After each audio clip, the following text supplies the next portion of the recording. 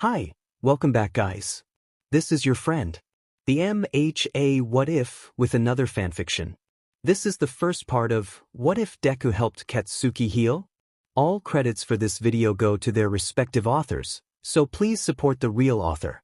Check out the link in the description for more details.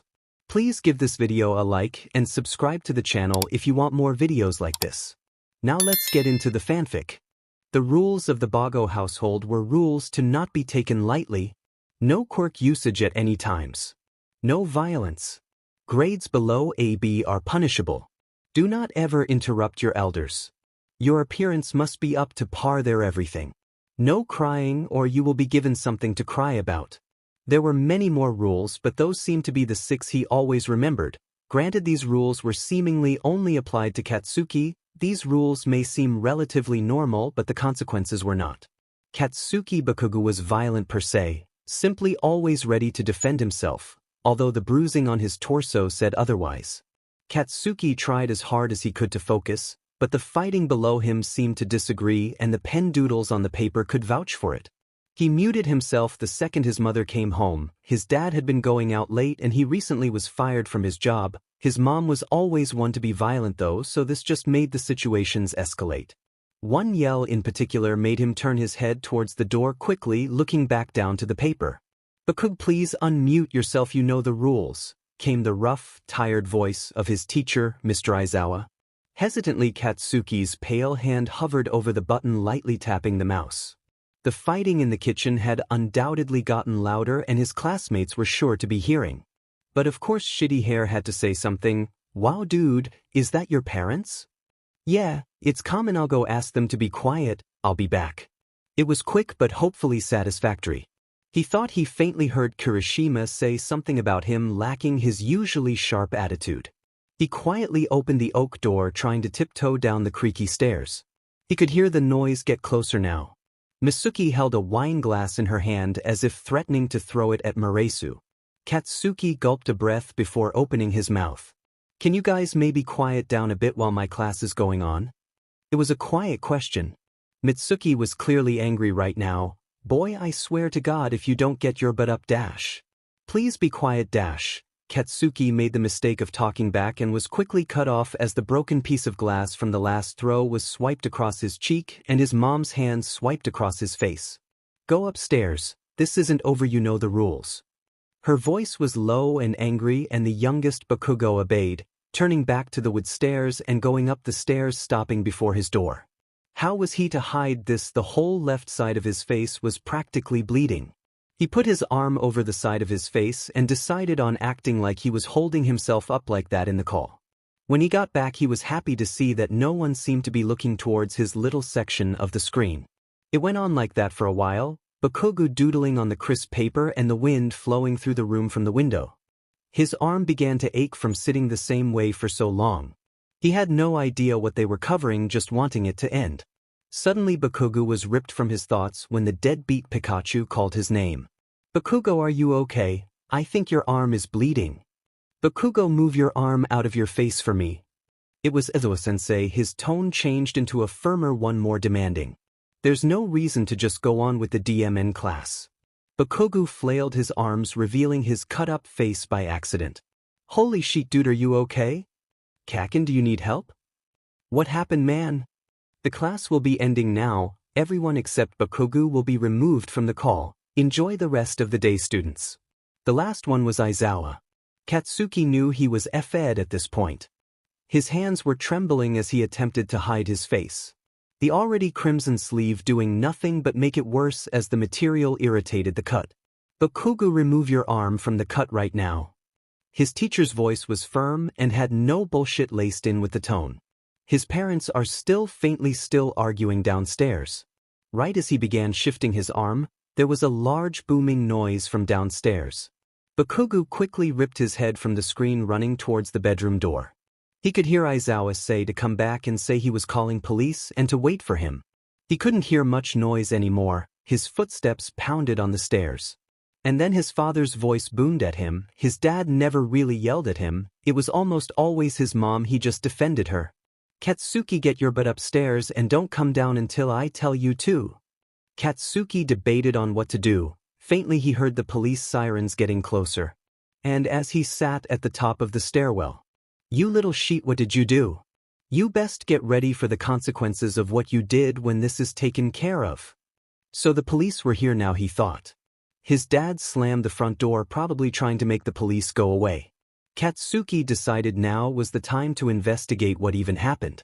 When he got down to the bottom of the stairwell, he really wished he hadn't. His mother was now passed out or dead on the floor in the entrance of the kitchen. His body moved without reason to the front door towards the police. He carefully slid himself outside as his dad turned to look at him. "Hey, didn't I say to stay inside?" His dad's voice wasn't as harsh as it was earlier, but he saw through it. "Did you kill her? Did you kill Mom?" His voice was weak as he inched closer to giving up every day. Then his dad did something he never thought he'd hear in his entire life. "I didn't mean to kill her. I didn't mean for any of this, son. I'm sorry. I'm so sorry." He was confessing. Katsuki was confused until he saw the gun pointed towards his father's head as the hand left the trigger, blood splattering over young Bakuga's body. His hand covered his mouth, his pale skin going paler than it was and his body completely shaking. Police officers rushed past him, probably to go check on Mitsuki, as a gurney rushed past him. He turned around to follow them, but a hand grabbed his and forced him back into someone's chest. He identified the voice as Aizawa-sensei's when the sound came from his mouth. "Come on, kid, don't go look at that, you've seen enough, let's go get you checked out."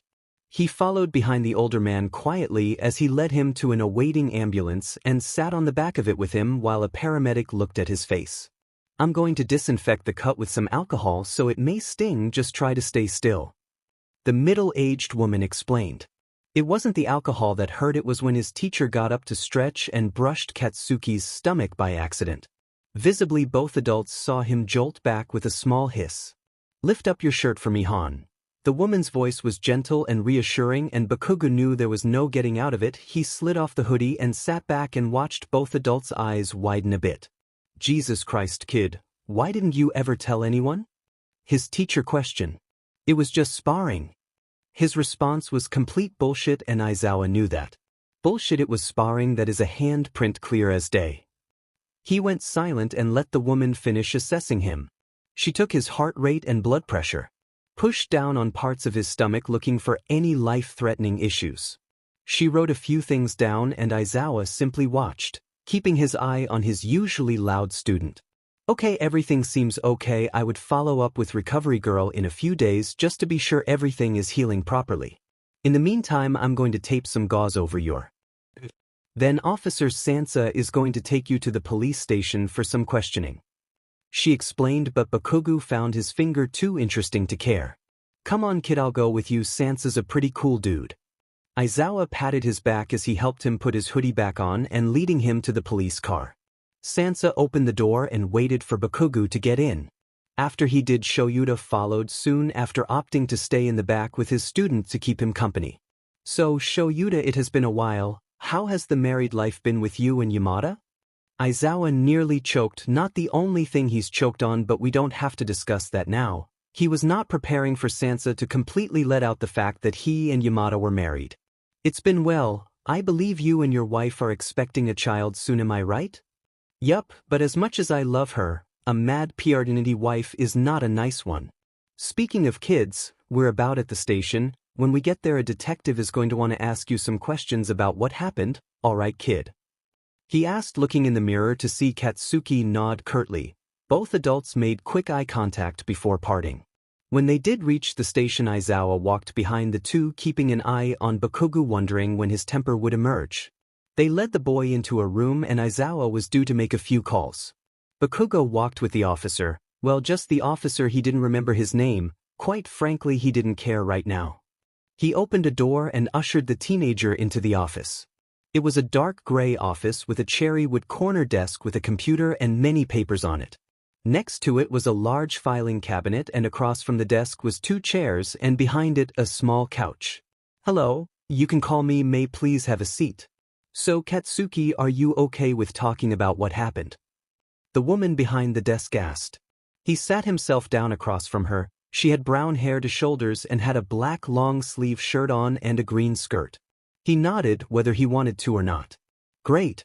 If you are uncomfortable at any time we can stop and I can take you to the front while you files finalize up front. So can you tell me when the incident occurred? Bakugo froze what he was supposed to say that it started early that day but he didn't tell anyone and he essentially killed his mom and possibly his dad. Around 3 I guess that's when the yelling started. His response was quiet and hesitant, his hands fiddling with each other. The only thing in Boggus' mind was, why was he acting like this, like a scared little child that was too shocked to speak? This had been going on for years. Could he really not handle a little yelling sometimes? Maybe if he wasn't so explosive and rude none of it would have happened, his dad wouldn't have been so sad. Maybe if he had changed who he was this wouldn't have happened. Or if he followed all the rules. Yelling, can you elaborate? They fight a lot. Short and simple, he thought. And lastly today, the injuries on your back and stomach, can you tell me how you received those? The boy went silent, looking away, running his hand up and down his arm. Like what the F was he supposed to say that he couldn't just SCK it up?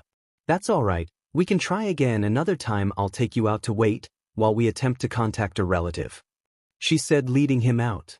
Bakugo knew the relative thing wouldn't happen. His parents disowned themselves from their families when they married. Both sides hated the other.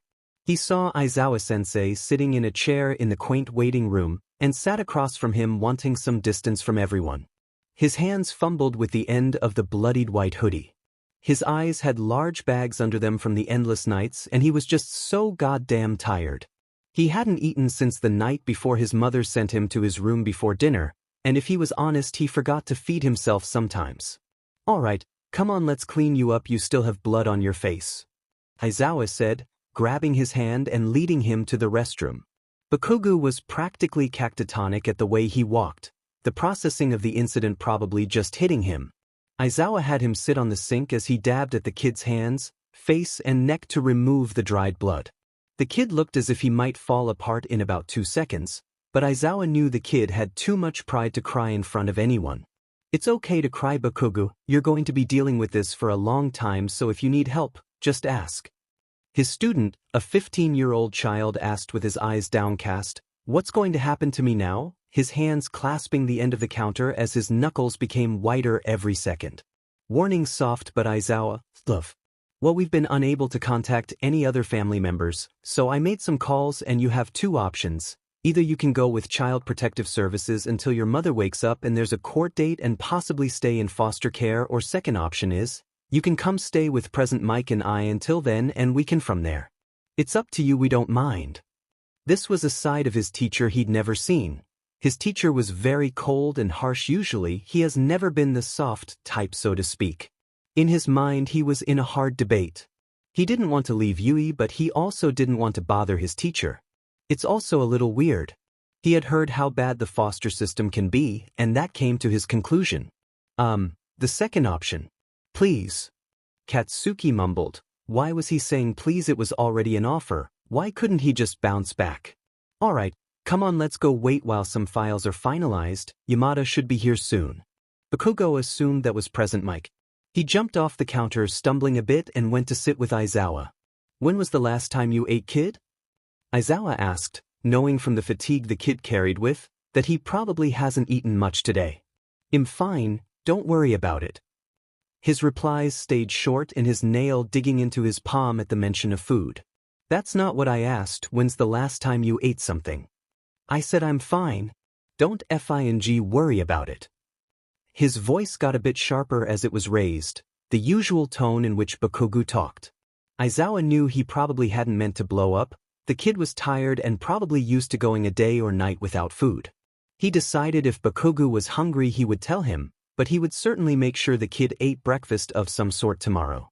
If you want food, just say so, alright? In response, Bakugo looked down to the floor. His eyes wanted to shut and rest, but his brain wholeheartedly refused. The two sat in silence for about an hour. It was about 8 p.m. when Yamada Hizashi came through the doors. Bakugo had never seen their English teacher dressed so casually. His hair was in a messy top knot and he wore a yellow hoodie and some black sweats. When he looked down to his hands, he saw his palms with bits of blood now seeping from them and quickly pushed them into the hoodie.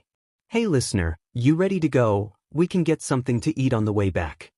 Now hear me out, Yamada was good with kids and teenagers, but after the situation his student endured he wasn't sure if the kid would even look at him. Bakugo didn't respond though but instead just shook his head no. The trio walked out to the car, the cold winter air sending chills down everyone's back. Both men tried to get small talk out of him, but after attempting, presumed he didn't want to talk much and carried out a conversation in the front seat of the car. Their convo was quiet so they didn't bother the nearly dead on his feet Baku. Katsuki realized as they drove into the nicer part of the city that these two had some decent cash flow, interesting for teachers. Yamada pulled into a relatively large apartment complex. The car engine ceased and they all sat in silence for a moment before Yamada started to explain. So before we go inside I'm just going to warn you we have two cats whose names are Fox and Sugar. Fox will probably not really bother you. She likes her space and Sugar will probably follow you for a while. They all filled out and began their way up to the 7th floor. The elevator ride is slightly awkward along with the walk to the door. It was the second on the right. Aizawa pulled out his keys, unlocking the door and pushing his shoes off, Bakugo doing the same. The little foyer was quite modern looking with the gray wooden floors going with the white walls nicely. A large flower pot with a big green plant was next to the door. This was definitely Yamada's doing. A pair of children's sneakers in the color pink almost made Bakugo snort. What were those? I'll show you around and Hizashi will make something to eat. You're probably hungry and he cooks better than me. So at the end of the hallway is our room and then on the left is Aries' room. She's with Midnight right now so you'll meet her tomorrow and the guest room which is your now I suppose, is across from hers. The bathroom is the first door on the left same side as your room. The room next to Aries across from the bathroom is an office so unless you need sticky notes or something there's not much of a need to go in there and then lastly as you can tell from the open concept that is the living room and kitchen. The living room was rather large with a huge window looking into the city. And then closer to the front door was the breakfast bar and kitchen where you could look over the little nook into the living room. Go ahead and take a shower and clean up, leave your clothes outside the door and I'll find you something to wear. Aizawa instructed him to lead him to the bathroom again, closing the door as he left Bakugo alone. The bathroom colors matched the rest of the home with yellow accented towels on a towel rack. There was a cat soap dispenser on the sink. Bakugo carefully removed the hoodie, his arms sore from training with his trainer not too long ago. When he had a look at himself shirtless in the mirror his eyes widened. He never noticed how bad it was until this second. His torso and spine covered with purple and green bruises and cuts, his stomach beginning to look concave from the nights or days of no food, his face was all busted on the left. In his eyes he looked like a monster, and if his mother did live and they went to court he knew she'd say that Katsuki was the one trying to hit her and she defended herself. He leaned on his cut-up palm against the sink. This was his fault though, wasn't it? He just couldn't get it right, couldn't act right, couldn't be like perfect Deku who made everyone happy. No, he had to be a dick and everything up. A tear had fallen into the sink and he glided his hands through his hair. Just FNG stop. It was a whisper yell, telling the voices in his head to F off fro right now. You alright problem child? It was Aizawa-sensei. Yeah, I'm fine, don't worry about my sheet. His voice was still quiet but his attitude was getting harsh from being overwhelmed. Maybe it was because of what had been going on for years he was so mean. Was he becoming them? No, he didn't want that. He didn't notice Aizawa until he was almost done talking outside the door. I'll leave the clothes outside the door. When he was sure his teacher left he grabbed the clothes laying them on the sink. It was gray sweats and a black tank top. Katsuki turned the shower on the hot water hitting his skin, the tense muscles in his back instantly relaxing to the steady stream of water. He was tired wanting nothing more than to just sleep or die, either one worked at the moment. The deep cuts on his palms only stung faintly. Suddenly a wave of, oh shit, that just happened, washed over him. His dad killed himself because of him. His mom was either dead or in a coma somewhere because of him, because he was such AF up. He refused the tears to come out, downright refusing to admit the weakness he has felt today and for the past 10 years. He clawed at his sides. This is what he deserved, his jaw feeling stuck open as he sat down with silent cries as his nails dug into his sides and the water trickled down, and that's how he stayed for a few minutes before getting up and turning the shower off. He quickly got dressed and didn't really want to see himself. There were more bruises forming on his arms. He felt a bit exposed right now. He crept out down the hallway seeing both men. Yamada was hunched over the stove cooking something and Aizawa at the island with some paper. His footsteps quiet until he stepped on a creaky piece of wood, mentally cursing himself. Both turned to him, Aizawa offering a little smile and Yamada starting to speak. "Hey little listener. Soups are almost done, wanna come sit over here?" Now what the F was he supposed to say? He just stood there in an awkward daze. Why wouldn't he just move and sit down? Come on Katsuki, be normal, he thought. Your palms are bleeding, come with me, we can bandage them up. Aizawa addressed the boy, looking towards his hands and walking past him back to the bathroom. Go ahead and sit down. Aizawa gestured towards the closed toilet. So he did and watched as his teacher looked for some antiseptic spray and bandages. His palms were sitting upwards on his knees as Aizawa sprayed some antiseptic over them and tightly wrapped them up so he couldn't hurt himself again. Aizawa looked up to Bakuga's cheek. The bandage was off and he could see the swelling increase a bit. He finished wrapping his hands and put the supplies away under the sink. All right now, I'm sure the soup is done now, so let's go eat something, yeah? Bakuga nodded, following the man. He just wanted to feel like himself right now, but he was scared. Who was he underneath all the years of abuse? That's who he was. His identity revolved around it. There was a knock at the door. Katsuki watched from the island as Yamada opened the door. When he saw who was there, he remembered from earlier, Eri. I'm sorry, Yama, she wanted to see you guys. I tried to get her to stay, but she wanted to go home. It was midnight. The girl ran from Midnight's leg and into the house towards Aizawa and jumped into his arms, sitting on his lap. Yamada was still talking to Midnight. Hello. Do you want to color with me? The girl asked if she had a wide smile and waved a coloring book at him. That he remembered this girl, the one from the raid. Her hair had been cut to a long bob and she had a red dress on. Before he could respond, Yamada stepped in. Eri, let's eat first, and then if Bakuga feels up to it you can color, yeah? Yes, Papa. Yamada got some bowls from the cupboard and a ladle from the drawer next to the refrigerator. Katsuki couldn't lie, it did smell very good. He found himself sitting at the table across from Eri and Aizawa sitting next to him. Yamada brought all the bowls over, placing one in front of him. Now that it was in front of him, he couldn't find his own appetite and found himself stirring the hot liquid. Soon Eri finished her portion and asked to go play in her room. He hadn't been paying attention to the conversation going on before the three, but when she left it was dead silent. Yamada tapped his finger in front of Bakuga to grab the boy's frazzled attention. So tomorrow we need to take you to Recovery Girl so she can make a final assessment, and then the police station, they need to finish questioning, and then we are going to take you to get some of your clothes. Sound good, bud? Bakuga stopped stirring the cooling liquid. He thought for a second. May I leave the table? Aizawa spoke this time as he stretched in his chair. Can you eat some of it? It's important you don't miss any meals. By the looks of it you've lost weight. Katsuki picked up the spoon again and ate a few spoonfuls of it. His stomach seemed to get icky as he continued. He felt like there was something in his throat. Yamada then said, You don't look good, bud. You want to go lie down? Katsuki nodded, jumping up and excused himself to the guest room and slid down the door when he closed it and just sat on the floor. His palms flat against the floor and head leaned back as if I might cry. He then craned his neck to look around the room. A full bed, black pillows and blankets laid upon it, and next to it was a nightstand with an alarm clock on it. Across the room was a desk, a cup of pens and pencils, and 2 notebooks were on top of it. A navy blue desk lamp was in the corner of it, and there was a spin chair tucked under it. He pulled himself to his feet and sat in the chair in front of the dark wooden desk. He stared at the white wall for a good 5 minutes, analyzing the smooth texture of the wall as if it was rich in texture. He slammed the notebook open and clicked open one of the pens. He set the tip of it on the edge of the lined paper, and he wrote, quick and violent, no care for the indents he made on the other pages. He wrote everything that ever happened.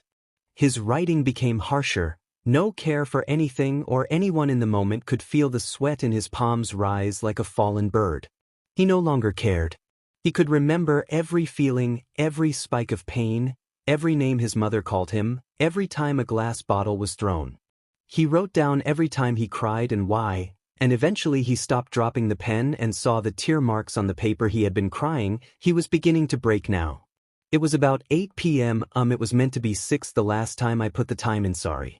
His choked back sobs got harder and harder to hold back, but then there was a knock on his door. Furiously wiping his eyes, he made his way to the door and carefully turned it, looking down to see Eri. "Can we color now, please?" Her voice was tiny and she held a box of colored pencils and a coloring book. "Sure, come on in."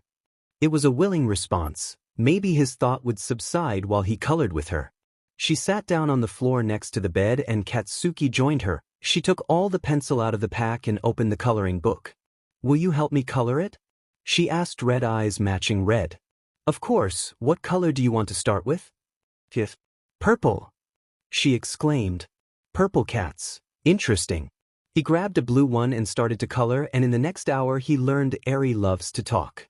It could be a one-sided conversation and she's still happy. "Did you know Daddy's favorite color is pink?" Which one, he thought. Well, she called Yamada Pap earlier, so that meant. Katsuki chuckled a bit as she continued for about 15 minuets and then asked a question he didn't know how to respond to. "How long are you staying here?" He thought for a second, choosing his words carefully. "I don't know, but we can color as much as you like." "Wow. This is going to be so much fun. We can go on adventures and make pillow forts and watch movies." She was ecstatic, her hand up in the air while she thought of things.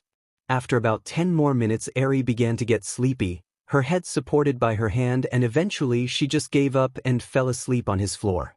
Bakugo Katsuki was known to be ruthless to his friends, but he wasn't an actual monster. He moved Eri to his bed and opted to clean up the pencils and then take her to her own bedroom. He carefully picked the sleeping child up and let her head rest on his shoulder and made his way to the door, not forgetting to try and get the coloring things. Just as he got to the door, it opened. It was Aizawa. "Eri, do you want me to take her to bed?" "No, it's fine, I know where her room is." He waved the man off, tired evident in his voice. "All right then. Come out to the living room when you're done, Yamada, and I would like to speak with you." And with that, Aizawa left and Bakugo made his way to Eri's room.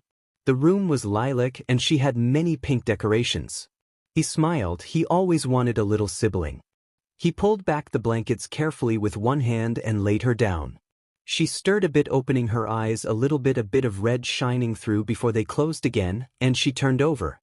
He let out a breath as he walked through the dark room back to the hallway. He stood at the end for a second. Why was he here? He felt as if he wasn't in his own body. Slowly he made his way down the hallway, peeking around the wall to see the two men, who were so unbelievably different, chatting like normal people, no fighting. It was peculiar. Then Yamada spotted him peeking in. "Hey listener, come take a seat," the blonde waved towards him. Hesitantly, Bakugo made his way to an armchair where he was assuming Fox the cat joined him. The cat curled up on his lap, purring and closing its eyes. They all stared for a second and Katsuki tore his eyes away to look at the photos of them, several containing Eri and one seemingly from their wedding day. It looked happy, something he had never really experienced. Of course he had his moments of joy, but they never lasted. Aizawa let out a sigh and then began what he was going to say. "We've received a call. It was the hospital. Your mother suffered a bad brain bleed and never made it to the hospital, and for your father, doctors are unsure if or when he is going to wake up. Also remember, we still have to go to the police station tomorrow and pay a visit to Recovery Girl. She's going to be working at the hospital tomorrow, so if you want you can say goodbye to your mom, that is if you want to." The room was silent for a minute. Katsuki twiddled his thumbs looking for words. Yamada had sympathy laced across his face. "Do you want to talk about anything, bud?" Katsuki shook his head. "No." The reply had hatred laced in it as he got up, walking to the bedroom.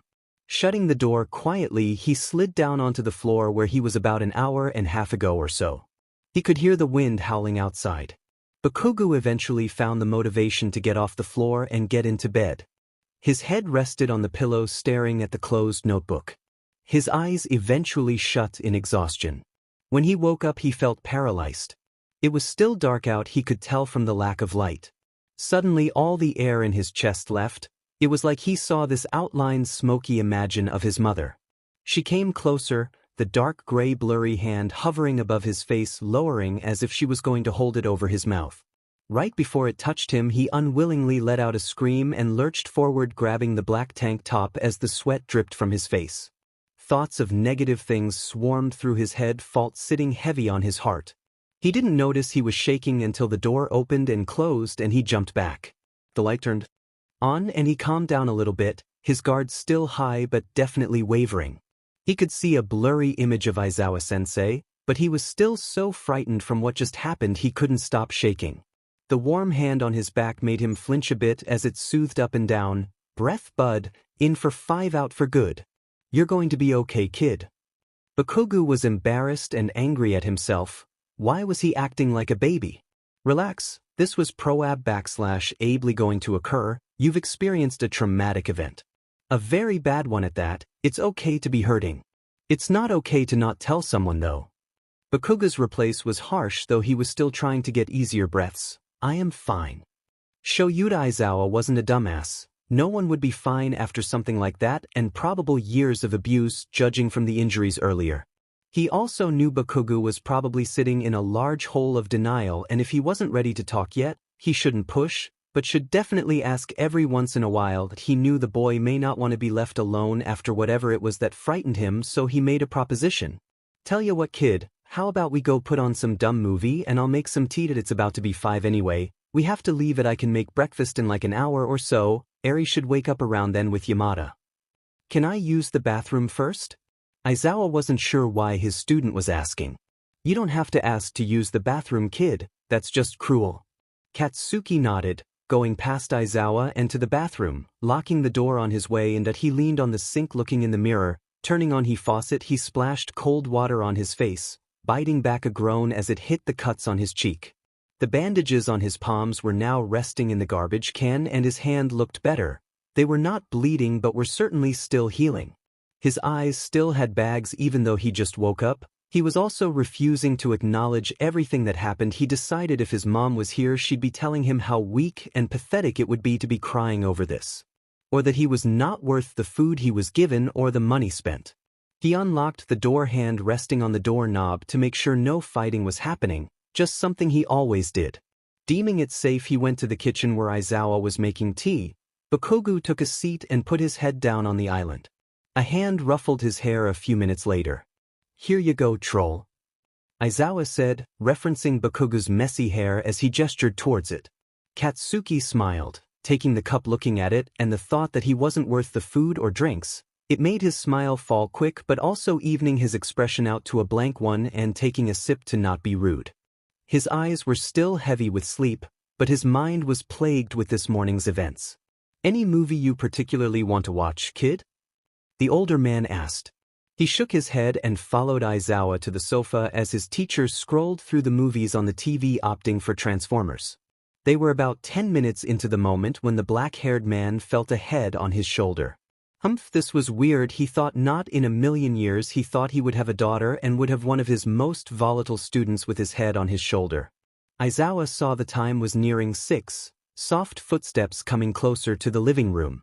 Out of the corner of his eye he could see Yamada, his hair messy and face filled with sleep. His eyes widened and he smiled wide when he saw the scene in front of him. Ah, so cute. Yamada was certainly fangirling right now as he pointed to the two. Aizawa shushed him, carefully moving the younger boy on the sofa as he rose from it. Making his was past the blonde, though he made sure to steal a kiss. He went into the kitchen getting out ingredients for pancakes. Yamada joined him as they attempted to make pancakes. Hisashi, thinking he was so skilled and could flip a pancake and get it back in the skillet, he wasn't successful. Oh shit! Aizawa laughed as Hisashi made a surprised face as the pancakes splattered on the floor. Katsuki's eyes opened quickly and wide, scared. It was only for a split second before he realized where he was, but that split second was enough for both to notice. Facial expressions softened. Sorry bud, here, come eat some breakfast. Yamada almost burnt down the place to make it. I'll go wake Eri, she's usually awake by now, though I suppose she had lots of fun last night. With that, Hisashi disappeared into the hallway and Bakugo sat at the table. The pancake looked like a lot in his eyes. We're going to go to your place first so you can get some things and change clothes, then we'll go to the hospital and see Recovery Girl, then the police station. Sounds good? Aizawa asked. Obviously it wasn't good under the circumstances. Bakugo nodded while eating the pancake as Eri and Yamada joined them, Eri blabbering about some TV show. Breakfast passed without any casualties and Aizawa took Eri to change her clothes and brush her teeth. Bakugo got up, scraping half the pancake away into the garbage and turning on the sink, but a pale hand stopped him. I've got it, no worries. It was Hisashi. It's fine, just let me do it. Bakugo retorted if they were going to have him stay here, he was going to help out in some way. All right, if you say so, I'll go get your clothes from yesterday from the dryer and put them on the desk in your room. He too then disappeared. Once Katsuki finished, he went back to his room to discover that in fact the clothes were there. How they managed to remove the blood from the hoodie was unknown, he almost didn't want to wear it. Get the F up, crybaby. The thought rang in the back of his head, he dismissed it, removing the tank top and throwing it into the laundry basket in the closet. He took a moment to ground himself, he was safe here, right? Popping his neck and twisting his back till he heard cracking noises and popping his knuckles, he breathed deeply and focused his attention on not ifing this up, maybe he would get another chance at living life. He didn't want to be like this anymore exactly, he didn't want to be a D-. If he was being honest, he was always mean to Deku because maybe if he left him for that instead of getting bored of Bakugo it wouldn't hurt, but goddamn he stayed, so why did Bakugo still do it? He eventually shook his head and sat down. He would have to get his phone later, there were surely many texts from everyone. A knock on his door spiked his curiosity as he approached the door as it began opening, slowly revealing Eri. She was dressed in a yellow long-sleeve dress with black tights and yellow Converse and a red bow. Papa wants to know if you're ready to go, she said, a large smile on her young face. Yup, he said and began to walk out before she jumped on his back. Carry me, she yelled, super hyper. Katsuki obliged, running down the hallway with her and spinning in a circle in the living room before dropping her on the sofa. Both smiling and Bakugo a little out of breath, little did he know the two adults watched from the doorway. All right you two, let's get going. Eri, did you get a book to bring? Aizawa asked as Eri pulled out the book from the top of the coffee table. Michim. Now let's go, she squealed, grabbing Bakugo's hand and dragging him out of the apartment to the elevator. I'm almost positive the apostrophe isn't supposed to be in that let's, but autocorrect said so maybe I'm ret dead. Both men smiled. That little girl seemed to be the only thing making the teenager smile. Weird they didn't take Bakugo as someone to like kids. They drove around Eri playing a game of I Spy with everyone pointing to buildings and trees. Soon enough they were at Bakugo's house. Yamada stayed in the car with Eri. Both Bakugo and Aizawa approached the two-story house and Bakugo carefully opened the door. He stumbled backwards a bit when he saw that nothing had been cleaned up yet, the glass on the floor and his mom's blood was on the floor. He knew he should be completely heartbroken over her death, but he just wasn't at the moment.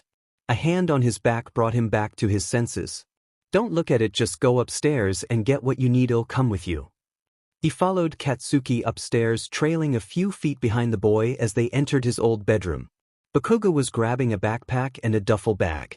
He put some clothes in them and Aizawa looked around the teenager's room. It was cleanly and neat. It was also plain there was one photo frame there though. His student was young, and beside him looked like it could be his sister. Weird, he'd have to ask later.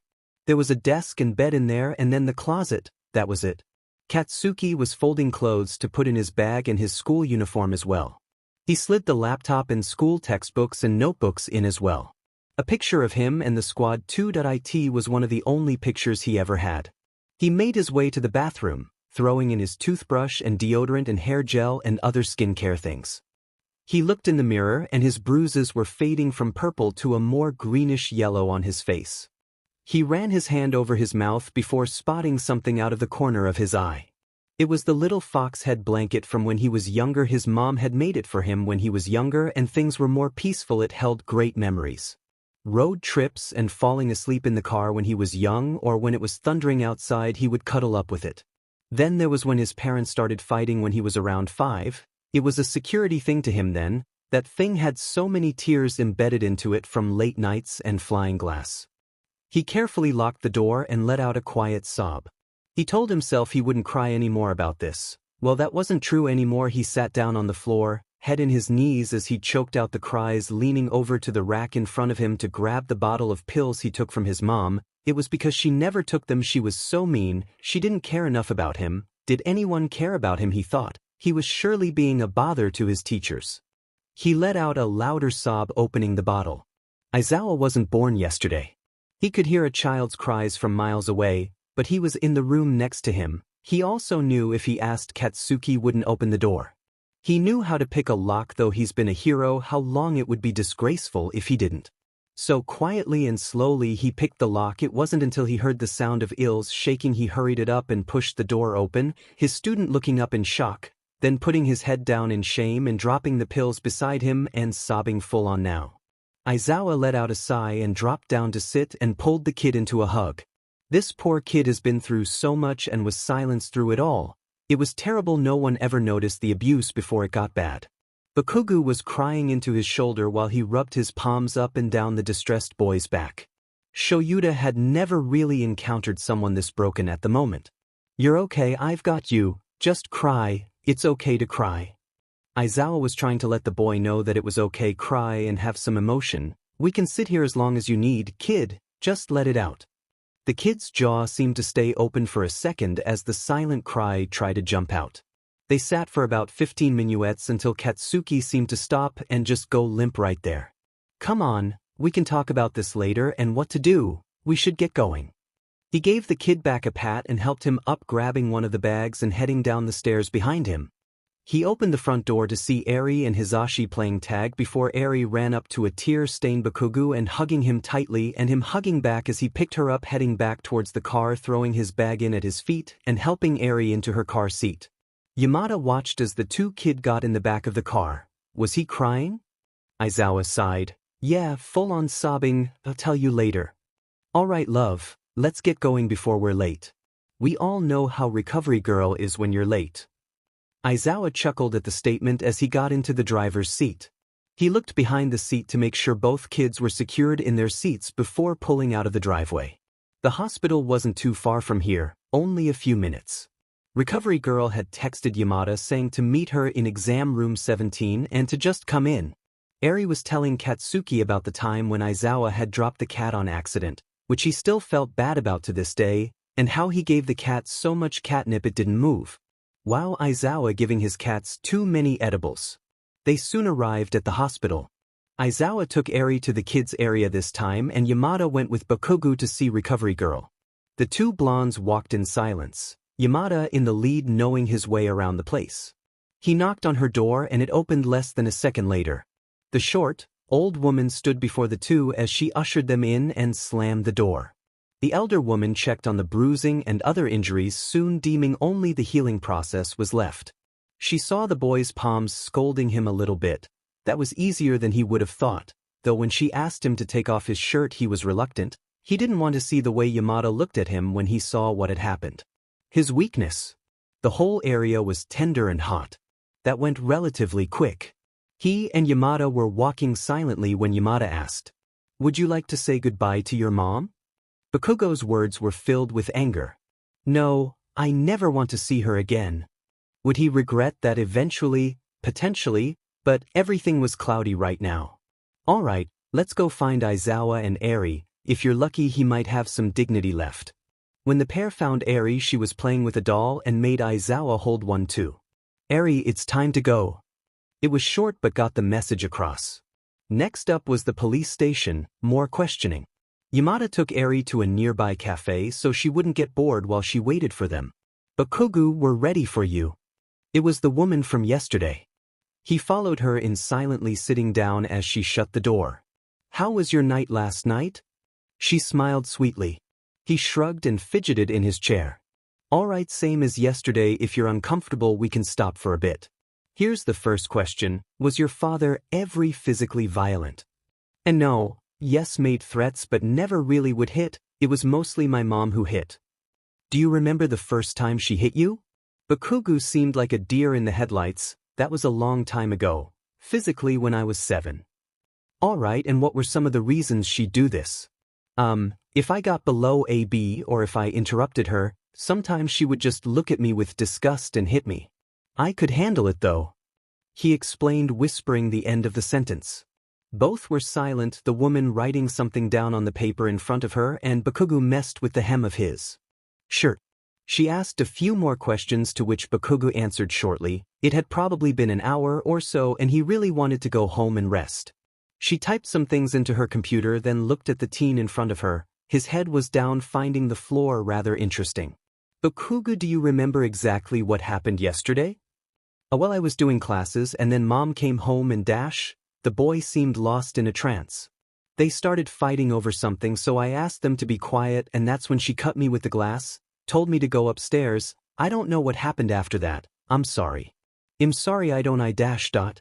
The boy was becoming frazzled. He felt like he was the reason for someone's death, and the thought was really swimming around in his head. It's alright, this wasn't your fault. You have to know that, kid, or it's going to eat you up. I'll take you to your guardians now. Guardians? I guess that's right. When the two emerged from the room, Eri was and Yamada had joined back. Eri ran up to Bakugo again, asking for a piggyback ride. The teenage bent down so she could jump on, and he stood up. Can I speak to you two about Mr. Bakugo for a moment? Of course, if you want to take Eri to the car, I'll hand you the keys. Bakugo nodded, taking the keys from Aizawa and running through the bland halls and into the cold with Eri giggling on his back. If he couldn't be relatively happy, he could make sure the kid was. He opened the door of the black car and put Eri in her seat, and then getting in on the opposite side. Are you sad? The tiny voice questioned, and pressed on with curiosity. Bakugo though for a second, yes, but no need to worry. Now how about we watch something on my phone, yeah? She nodded, and in the end Katsuki was stuck watching Mulan, the best Disney movie in his opinion though. They watched for about 10 minutes before the two adults appeared, opening their doors, and sat down, turning around to the two kids. Hizashi decided to make a funny face at Eri, frowning when he realized Eri was too caught up in the movie to care, so he just shook his head at Bakugo, earning a chuckle before turning around and turning the key, hearing the car rumble and grumble to life. Hizashi and Aizawa talked in the front while Bakugo watched the city pass by, hand pressed against the bruised cheek. Soba for dinner tonight sounds good, you two? Shoyuta asked, looking in the mirror, getting a nod from Eri as she handed the phone to Bakugo, messing with Aizawa's hair that was reachable from her car seat. Sure. Something on your mind, kid?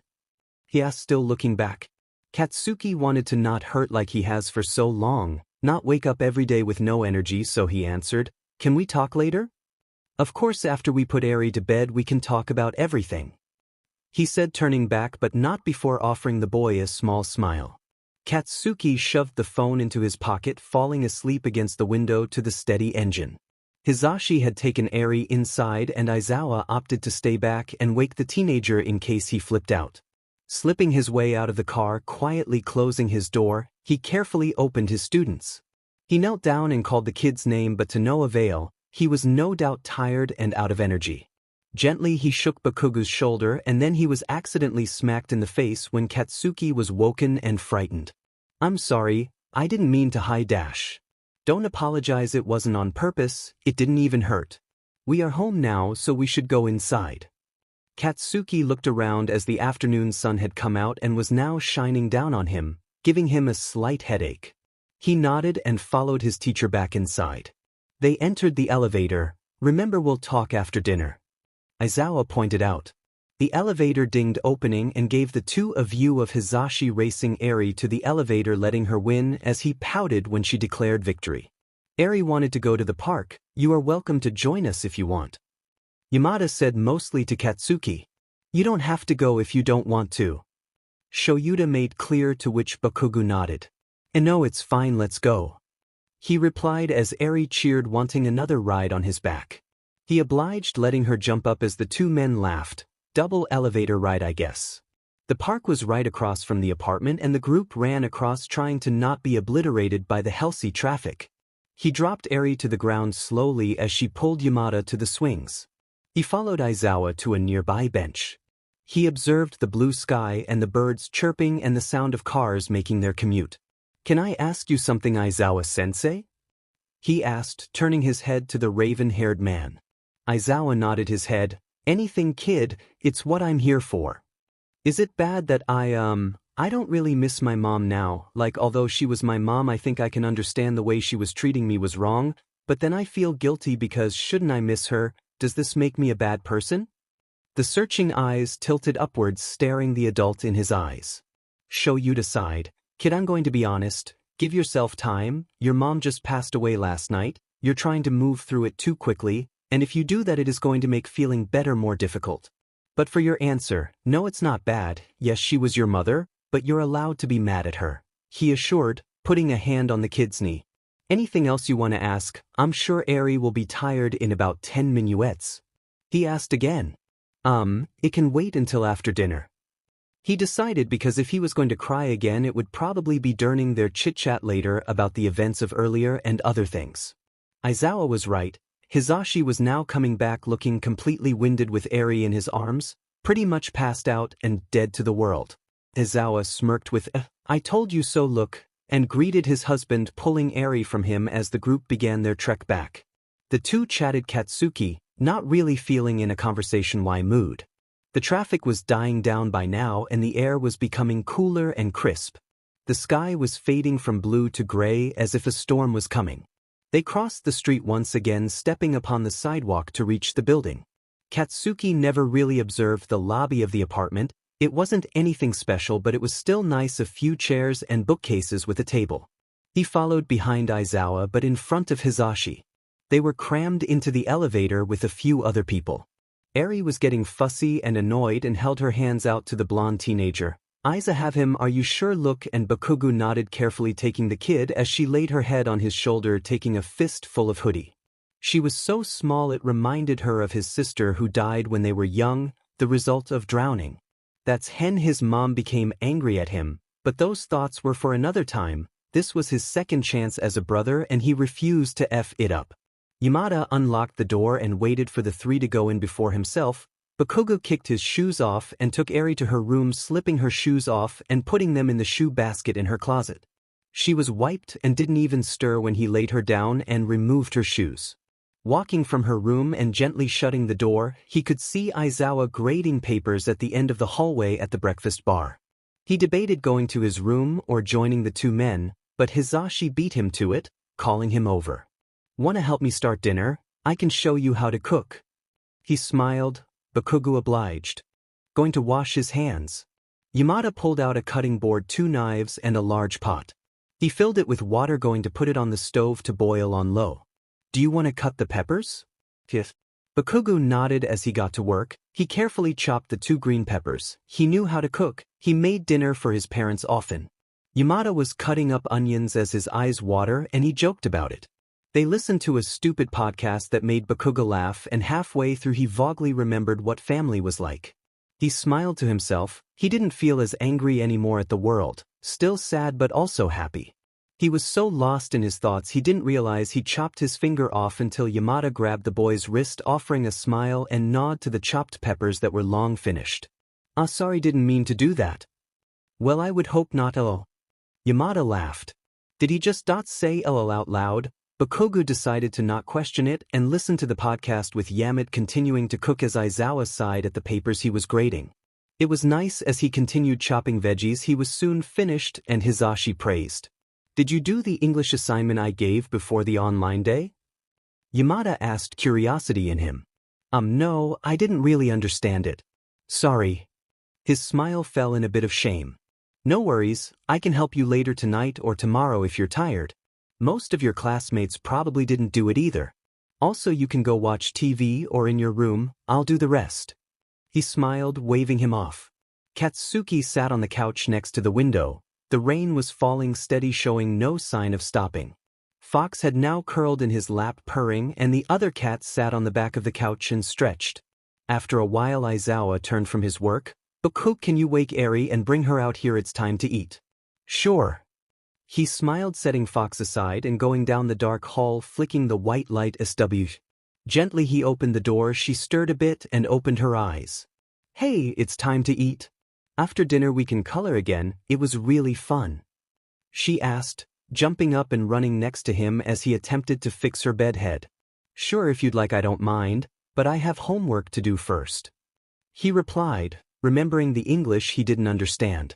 She nodded, skipping down the hall to where Yamada was asking if she wanted apple juice. She bounced excitedly and sat down across from him as Yamada and Hisashi sat opposite.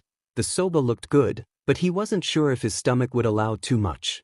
He ate a few bites and watched as the other three ate in relative peace. Yamada had made eye contact and he tore away from it. He didn't mean to be rude. "Bakugo, if you want to stay home for a few days or the next week of school, that's alright." Yamada nodded to him and Aizawa. "Yeah, we can get you work if you'd like. It's up to you though. If you feel alright Monday you can go, but we think you should stay home at least Monday. Hisashi will be here with Eri all day too." Aizawa explained, looking to him. "Yeah, we can make a pillow fort and watch movies," Eri yelled, throwing her hands up. Eri is going to start school next week, now that she is caught up on what she needs to know, Aizawa pointed out as Eri crossed her arms and pouted. Everyone finished. Bakugo's bowl was rather full but not completely. "Getting better, kid," Aizawa said, giving him a thumbs up. His teacher was so different out of school. He was usually unforgiving and harsh at school. It was obvious he cared for his students but with tough, brutal love. Katsuki stood at the sink washing dishes. The cut on his palm stung a bit under the warm water. Setting the clean dishes to dry, he turned and Yamada sat at the table. "What do you say we try to crack open your English homework, kid?" He offered a smile as Katsuki nodded, going to grab his folder. When he returned, Eri was coloring with Aizawa and Yamada began by explaining the directions in a different way. He still didn't understand, and after a few atomots he was frustrated. Why was he so dumb? His knee was bouncing against the ground, his emotions building up like an angry toddler. He wrote harder on the paper, almost breaking the lead as Yamada attempted to explain the fifth question. Aizawa had taken Eri for a bath for bed and Katsuki felt so stupid right now as he got the question wrong again. He threw his pencil across the table. "I don't if I get it," he yelled. His anger was only towards himself. Yamada grabbed his pencil and put a hand on the kid's shaking back. His parents really would break him over homework, or was he just this hard on himself? "It's alright, bud, you're learning. Of course it's going to be difficult. We'll figure it out another day, okay? No worries." "No.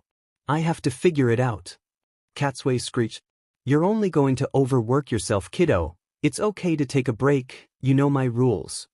Hisashi's rules were if you came up to him before or after class and explained that either you didn't understand or you were too busy, or you even just had no motivation, he would give you an extension. Was it abused? Surely, but it was important to not stress, and most of his classes had A's or B's. Only Denki had a D because he never did his homework. "Let's start some tea while Sho puts Eri to bed. I have a feeling we might be talking for a while." He offered a smile to the boy. Aizawa informed him on the car ride back when the two kids were asleep, about things they would need to have a chat about. Yamada put the kettle on the stove and turned to Bakugo. "Why don't you change into more comfortable clothing?" He nodded, excusing himself, to his bedroom. He took some sweats and a long-sleeved shirt and went to the bathroom so he could brush his teeth. He didn't plan on having any tea, and wanted to sleep after this. Removing the hoodie, he saw the bruises around him. The angry purple had faded slightly, though still tender and warm to the touch. He threw the black shirt over his head and pulled it down over the abused skin, not just from his mother but himself also. Slipping off his jeans, he pulled on the gray joggers and pulled out the orange toothbrush. He scrubbed harshly at the teeth and was a bit more gentle at his gums.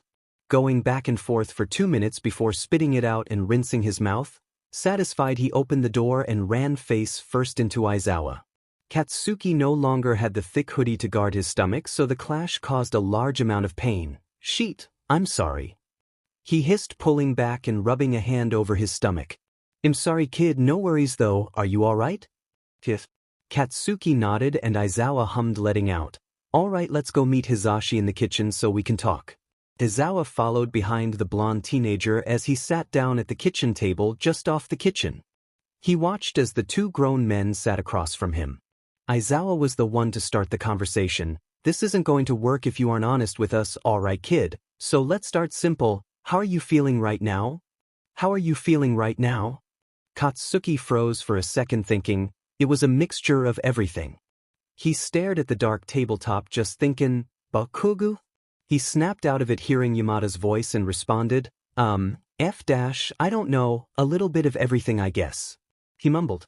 "Alright, that's okay. How about we talk about what happened at the house today?" Aizawa prompted, watching as Katsuki twitched at the mention of it. It was weird seeing the kid act like this. How were you feeling then? The dark-haired man asked.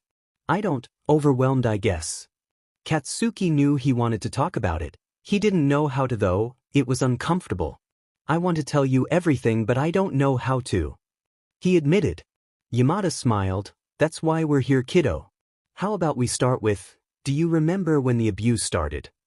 That got the kid going, the gears in his head turning as his hands twitched at his sides. After my sister died, she was 3. This was bringing back memories he didn't want to face again. How did she pass, kid? Aizawa asked, gesturing towards him. She fell in the pool. I was supposed to be watching her. They said it was my fault for not watching her close enough. He said, looking down, tears threatening to fall already. He had a feeling he would be crying a lot tonight. You were 5, kid, you can't blame yourself for that. Do you hear me, Katsuki? Aizawa used his first name, so he was very serious on this. Bakugo nodded, swiping an arm across his face, jolting back a bit at the tenderness. Did it start as physical? Yamada asked, putting his hand over the kid, finding a bit of joy when he didn't pull back. No. It started as just blaming me and then they got very mad, but that was my fault. My grades faltered as I got older, and they would hit me for that. Sometimes, it was no food. I didn't mean for her to die. I didn't mean it. I'm sorry. He cried. His red-rimmed puffy eyes and swollen cheek being accentuated in the light of the kitchen. That's enough, kid, no more blaming yourself, you didn't do anything wrong. Just then Eri popped out of the hallway, running to Bakugo and jumping in his lap to hug him. He gladly returned the hug. Why is Kugu crying? She was unable to pronounce his last name correctly. He pulled the small girl in tighter, crying a bit louder. Hizashi and Shoyuta looked at each other. This went a lot deeper than they thought. The more he calmed down, he let Eri move. She was now sitting in the teenager's lap playing with his hands, rough from training. They decided against sending Eri back to bed, as she seemed to help the boy stay calmer. When did the abuse get to the level that it's at now, bud? Aizawa asked. Around my 8th birthday. They thought I was old enough to handle it, although it was my mom who did most of it. My dad would watch and defend her. They began fighting more when I was 10, they were strict on my weight. The 2 adults didn't interrupt and let the boy continue his rant. That's when I started sleeping less. I had more nightmares around that time. I was so out of energy all the time, and I guess after she died, I became so angry at myself that I was angry to people around me, and around 13 I thought at the end of the day, what was it worth for me to stay here in the world, you know? I can't do anything, couldn't take a few hits or yells, couldn't get above a B+ in half of my classes. I got even more mad when they found out I was gay. I felt like everyone was just going to leave, and I guess I thought it wouldn't hurt as much if I told them to leave, but it hurt worse. It hurts so much worse. There was one time in the morning where I was coughing up blood from last night's bout of hitting, and they refused to take me to the ER, so when I went to school the next day I couldn't even see straight. Pathetic, right? He didn't realize Hizashi was in the kitchen until he stepped down the small step to the table, handing the kid some peppermint tea. He threw his blonde hair in a ponytail as he sat down next to his husband. Not at all, kid. They put you through hell. Your brain became mush and couldn't tell you if what they were doing was deserved or not, which it wasn't, not at all. They fed so many ideas into your head about it. I'm sure if your sister could see you, she'd be happy you were here. He finished as Katsuki hugged the girl in his arms a bit closer. It was Aizawa who began next. The woman at the police station recommended seeing a therapist. She recommended one that specializes in that type of trauma. Her name is Dr. Kahalan. What do you think, kid? Bakugo thought for a second, playing with the white hair in front of him. Do you think I'm so messed up I need to see a shrink? Both men sighed. No, I think you've been through more than most of your classmates can imagine, and you need help to get better, and eating better, maybe make you sleep easier. It might be scarier at some times, but that's okay, it's normal. You're talking about something bad that happened to you. He smiled at the end, offering a pat on the back to the kid as he moved to wash out his cup of cooling tea. Okay, I'll go.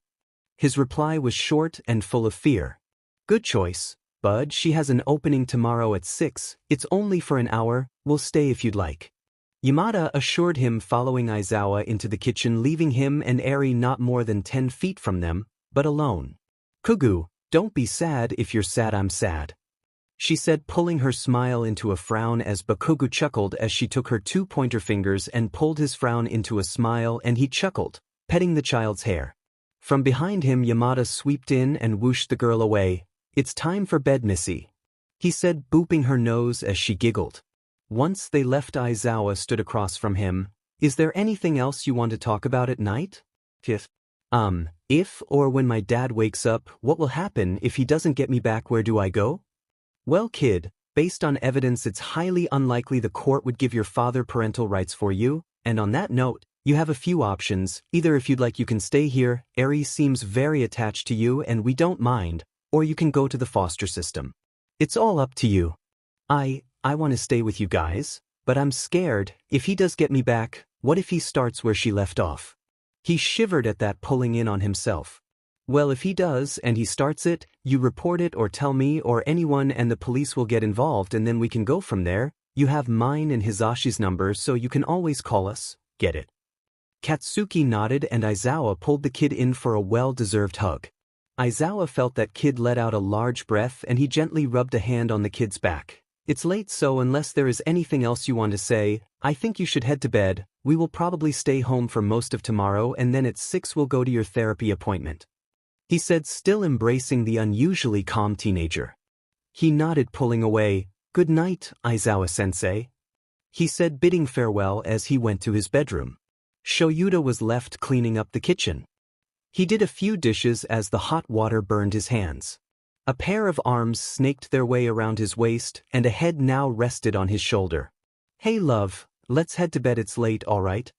Hisashi said, nuzzling his face into Shuta's neck. He earned a yam from his husband and soon they were heading to bed. The cats were probably off with one of the two kids. Hisashi was now in the bathroom washing his face and all the fun stuff, and Shoyuta was taking off his shirt to throw in the clothes hamper in the corner of the bedroom.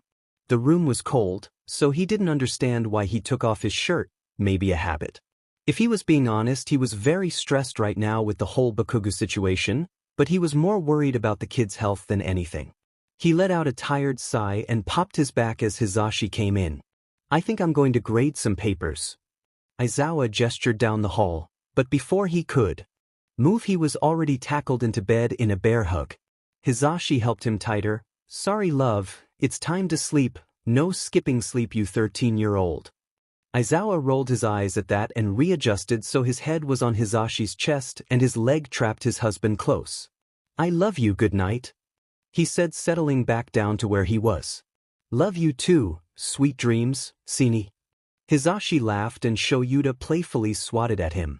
Bakugo was opening his phone now, many texts and missed calls waiting for him at the bright screen. He texted Kirishima first, most important. "Shitty hair. Friday 7:30. Hey Bakugo, you good? Friday 9 o'clock. I'm here if you need me. Saturday 8 a.m. Here for the annual good morning, please call me when you can. Baku bitch, Saturday 11:57 p.m. Im fine fuckface, I'm staying with sensei, also early good morning." The rest of the texts were similar. He responded with everything was okay mostly and plugged his phone in, turning it off so he could sleep. He shimmied down under the blankets and closed his eyes. He almost drew hands as the door opened, revealing the long shadow of Eri. She stood for a second. "What's up, kid?" he asked, really wanting to go to sleep. Bad dream. Can I stay here, Kugu?" she asked, the stuffed rabbit tucked under her arm and her blanket in the other. He patted the other side of his bed and watched as she jumped up. He watched as she got situated holding her stuffed bunny. He turned away from her on his side and closed his eyes, not caring to budge as the tiny body came closer, adding an exceptional amount of heat. He passed out seconds later. Yamada was first to wake due to the gentle noise of rain pattering on the window. One of the cats curled up at the end of the bed stood up and arched its back, stretching with a quiet meow. He looked over to see his husband half on the bed and off as if he was moving in his sleep.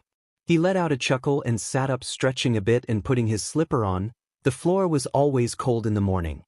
He opened the blinds and saw the dull gray sky and a little flash of lightning crossing it. In Hisashi's mind, this was absolutely the best kind of day. He would definitely be doing his radio show from his office at home today. He put on his glasses and pushed his husband onto the bed, receiving nothing but a mumble. He laughed and made his way down the hallway to check on their new resident. The house was relatively dark, and so he almost managed to trip over his feet a few times. How graceful. Gently Hisashi pushed the door open. It was already cracked a decent way open. Then something surprised him. Up sat Eri, her gray hair in a mess, and her rabbit fell off the side of the bed. This made his grown but heart melt but also ache. She probably had another nightmare. They'd have to talk to the doctor. Well, hello sleepyhead, can I ask why you're in Bakugu's bed? He said, looking over to the boy dead to the world against the wall. Knowing Eri, she probably managed to kick the kid into the wall so she had 2/3 foot of the bed, just like her papa. The red eyes closed for a second as she let out a yawn and jumped out of bed to Hisashi's side. Bad dream. Kugo said I could stay. Yamada thought the way she said Bakugu's name was the cutest thing on the planet. He gestured to the kitchen. What do you say, Squirt? Should we make breakfast for the major sleepyheads? She nodded, running down the dark hallway, turning on the kitchen light. Hisashi took one last look and saw the boy roll over to the middle of his bed, and with that he gently closed the door. Stretching once more, his back popped and he let out a content sigh. It was still quite early, so he and Eri could watch something and then make breakfast. About an hour, Shoyuta cracked his eyes open. The curtains were open, definitely Hisashi's doing. It was so cold in here, Jessos. He jumped out of bed when he heard pans clash in the kitchen. What were they doing? His feet touched the cold but floor as began his way. Bakugo heard a clash and then almost realized Eri wasn't in there. Was she okay? What was going on? Did some break in? He gave himself no time before he ran across the room and out the door, slamming into someone. He fell on the floor, taking a second to collect himself as a hand reached out in front of him. He was definitely embarrassed when he realized it was Aizawa. He swatted the hand away and pushed himself up. Sorry, where's Eri? He asked to see Hisashi come into view to see what happened at the noise of Bakugo hitting the floor. She's watching cartoons in the living room. She woke up when I went to check on you. You don't have to let her stay with you if you don't want to. You looked pretty uncomfortable pushed up against the wall by a 5-year-old. Yamada laughed. TSC, whatever, it's fine. Oh god, no, he thought. The old a-hole Bakugo was coming back. He didn't want to be that way anymore. There was no need to protect himself from them anymore, right? Or maybe. He shook it away and walked down the hallway, rubbing his eyes to see Eri watch some cartoon with the princess. Kogo, come watch this with me, she yelled, jumping up on the couch to hug him and hang off of his neck. Fine. He muttered playfully, throwing the kid onto the couch and flopping down himself. He paid little attention to the show and thought about what happened not even 20 minutes ago.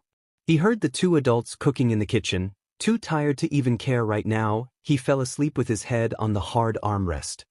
His dreams consisted of not very nice things, so when he woke up to a heavy weight on his back, he definitely jolted a bit. Come on. Wake up, time to eat. The girl smiled as she peeled open his eyelid and made a scrunched up face. What the f is wrong with me? He laughed and pushed Eri to the other side of the couch and tickled her. She kicked and laughed, begging to be set free. Eventually he complied, but not until after she was laughing so much she had tears. Katsuki took his seat at the table, memories of last night fizzing up. He had therapy today. He took a deep breath, looking down at the plate in front of him, eggs and bacon.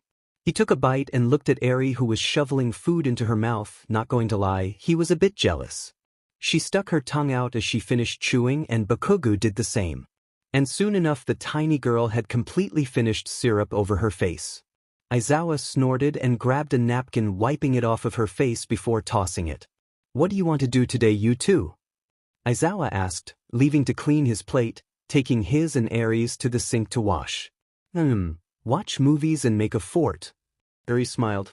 Bakugo shrugged his shoulders, leaving the table to clean the half-eaten plate. He put the cleaned plate on the drying rack and turned around as Aizawa said something. Recovery girl said to keep an eye on your injuries. Come to the bathroom so we can check them. Katsuki nodded, following the adult in tow.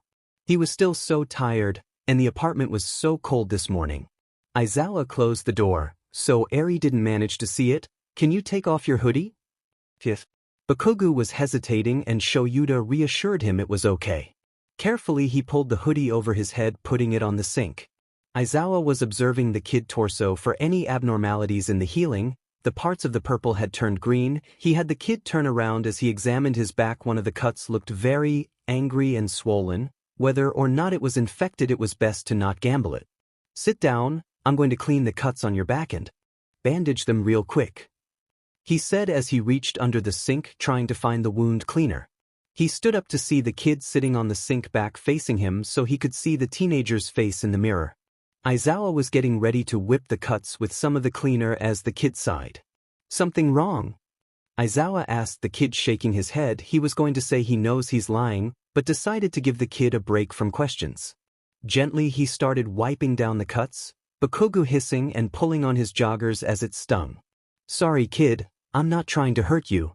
Doesn't matter. He dismissed it. Shoyuta was curious as to what was wrong. Obviously it was a lot judging on the last few days. Was the kid shutting down on himself? Was he tired? Did he feel guilty? What was it? Maybe it was all. He thought, the gears in his head turning as he put bandages over the long cuts. All right kid, all done, Aizawa said, putting away the stuff and throwing away the wrappers. I'm going to go study for a bit, he mumbled, dismissing himself quietly. All right, don't overwork yourself, Aizawa explained as the boy left. He let out a sigh. The kid's injuries were healing fairly well besides the few cuts, but his weight right now was what the man was worried about. He shut off the light and headed into the living room where Hizashi and Eri were watching a movie. He joined them sitting on the other side of Eri as he grabbed a blanket. She cuddled up next to him, seeking to steal a part of the blanket. Yamada pouted as he saw the traitor climb into his husband's lap. Rude, that was his spot. Isn't Kugo coming to watch too? She questioned, her brows furrowing in curiosity, but still focused on the television. Let's give Kogo some time alone. He's doing something right now, he said and looked to his husband. She nodded and got more lost in the movie. Katsuki peeled open the geometry book as he texted Kirishima. Baku bitch, Sunday 10:47 a.m. Help me with geometry, I don't understand it. Not even a minute later Kirishima called him. He answered as he grabbed a pencil. Baku bro, what's up? He yelled, deafening Katsuki. The boys chatted as Ejiro explained the math to him. They talked as he did the 20 problems due when he came back. Kirishima was talking about some show and Bakugo was quite content that his boyfriend wasn't bringing up the event. After about an hour, Thai Hungyu and Atsuki opened up the history book. After about 3 pages of notes, his head fell forward a bit as it rests on his hand. He shook himself awake. He kept nodding off, only being awoke by the sound of his pencil falling to the dark floor. He hadn't made effort to change clothes, but knew he should. Setting aside the book and putting the pencil in the cup, he went to where his bags were in the corner of the room. Perhaps he should hang them up or fold them. Along the way of putting clothing away, he slipped on a red sweater and black jeans. The clothes were now folded, nicely organized and neat. The uniforms hung up with other NC shirts too. He put his laptop on the desk and plugged it in, placing a picture frame of him and his sister in the corner by the desk lamp. The rain had begun to pick up, but there was one thought in the back of his mind, one that was there since he woke up: therapy.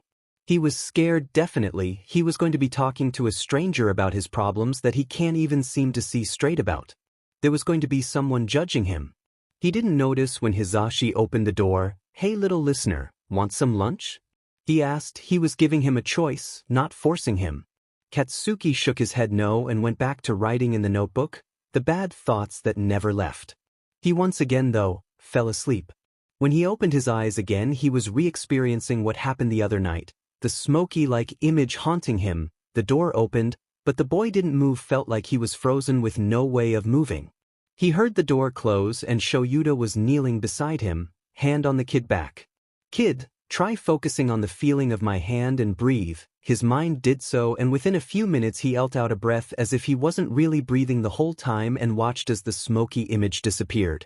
You all right now, Bakugo? He asked, removing his hand when the kid nodded, getting up to check the time. We need to leave soon for therapy. So that's what time it was? Was he really sleeping that long? He nodded, getting his jacket and leaving the room to put his shoes on. It was still raining rather hard. Fun, that was going to be great to walk out in. Shoyuta watched as the kid ran out the room, and he was going to leave before the open notebook caught his eye and just glanced over it. He wanted to hug the kid and never ever let go. Shoyuta shut off the light and closed the door, going to his room to get his keys and phone. Bakuga didn't want to go. He knew he needed to, but the thought still lingers. Eri's footsteps came quick behind him as she ran up behind him, jumping on his back as he tied his shoes. "Kogo, please, can we color when you come home? Please," she said, dragging out the last word. "Whatever you want, pipsqueak," he responded, standing up as she still hung on to him.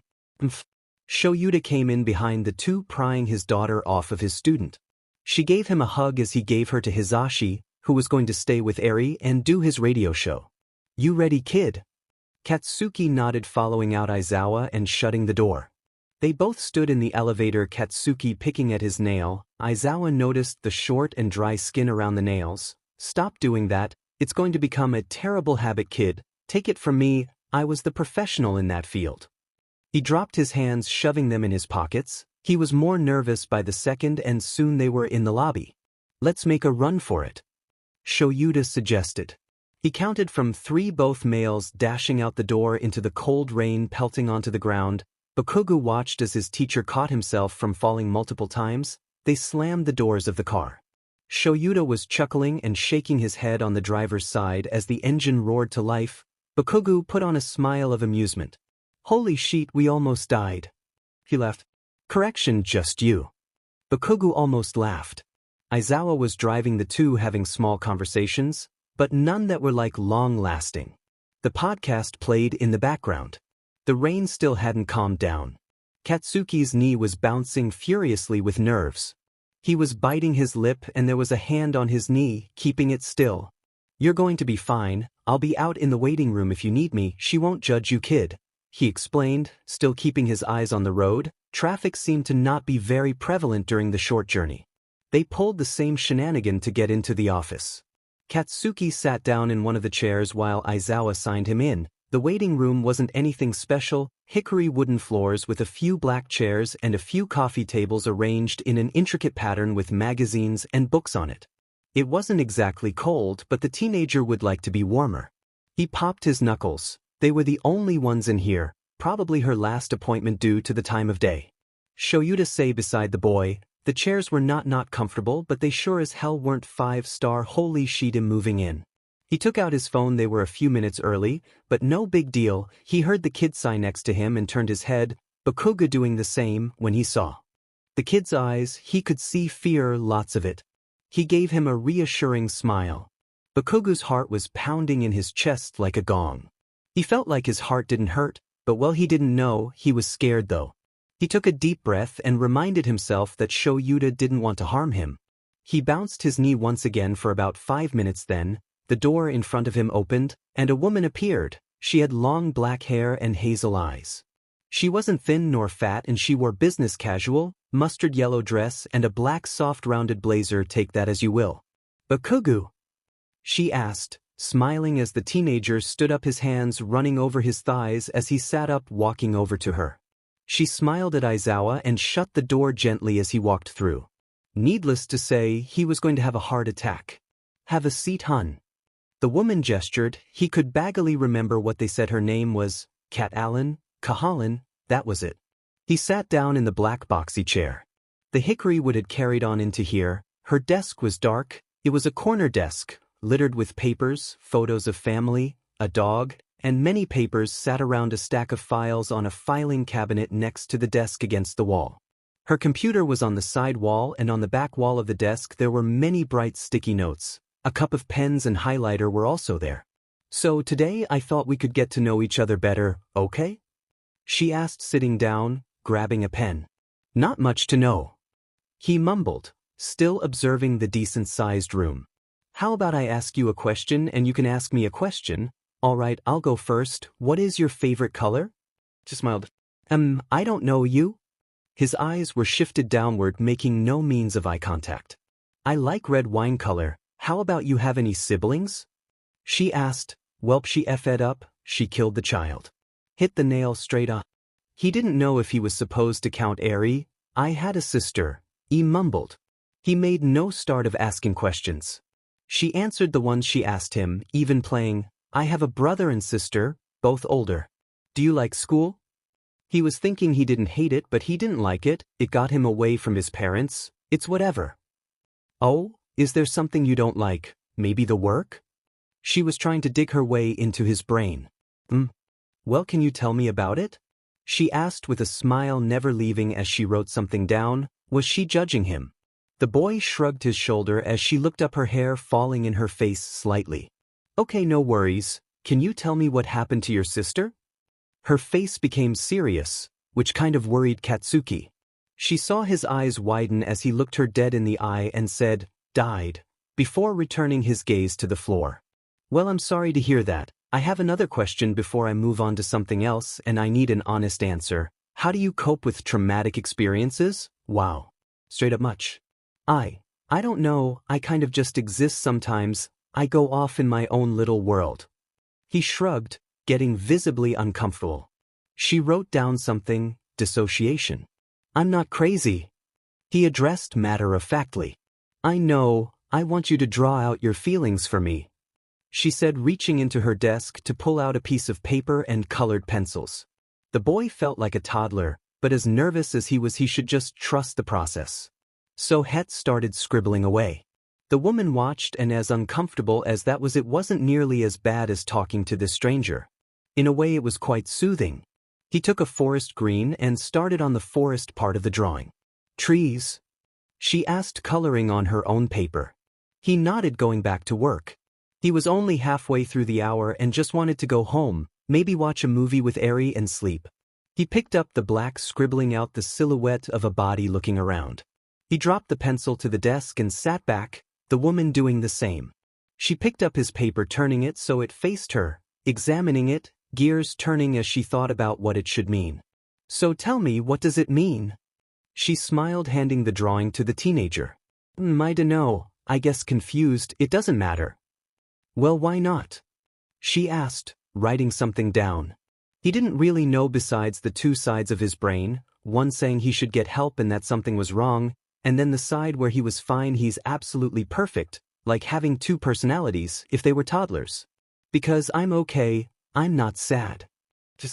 She put down the pen and looked up. You don't have to be sad, you could be angry or confused, as you said, maybe uncomfortable. He thought for a second. Suddenly he didn't want to talk, and it was like he could see himself, and he was yelling in his brain to talk to the woman, but something was holding him back. What it was currently unknown. He felt like a failure, couldn't even talk to someone. Okay, you don't have to talk right now, no worries. Dr. Kahalan smiled, standing up some papers on her desk to even them out in a nice stack. He was thinking for a while, losing track of time. He kept opening his mouth like he wanted to speak but didn't know how to. Bakugo-han, the hour is up, let's go out there now, she said, hand on his shoulder, the other on the doorknob. He jolted back a bit before standing up, following behind her into the waiting room where Aizawa was on his phone. May I speak with you, please? The doctor asked a question towards Aizawa as Katsuki excused himself to the restroom. He waited for the door to close before stepping in front of the mirror, taking in his appearance. His bruised face was mostly a yellowish green. The cut was beginning to heal over. Why couldn't he be normal, just talk? His anger built up the longer he stood there.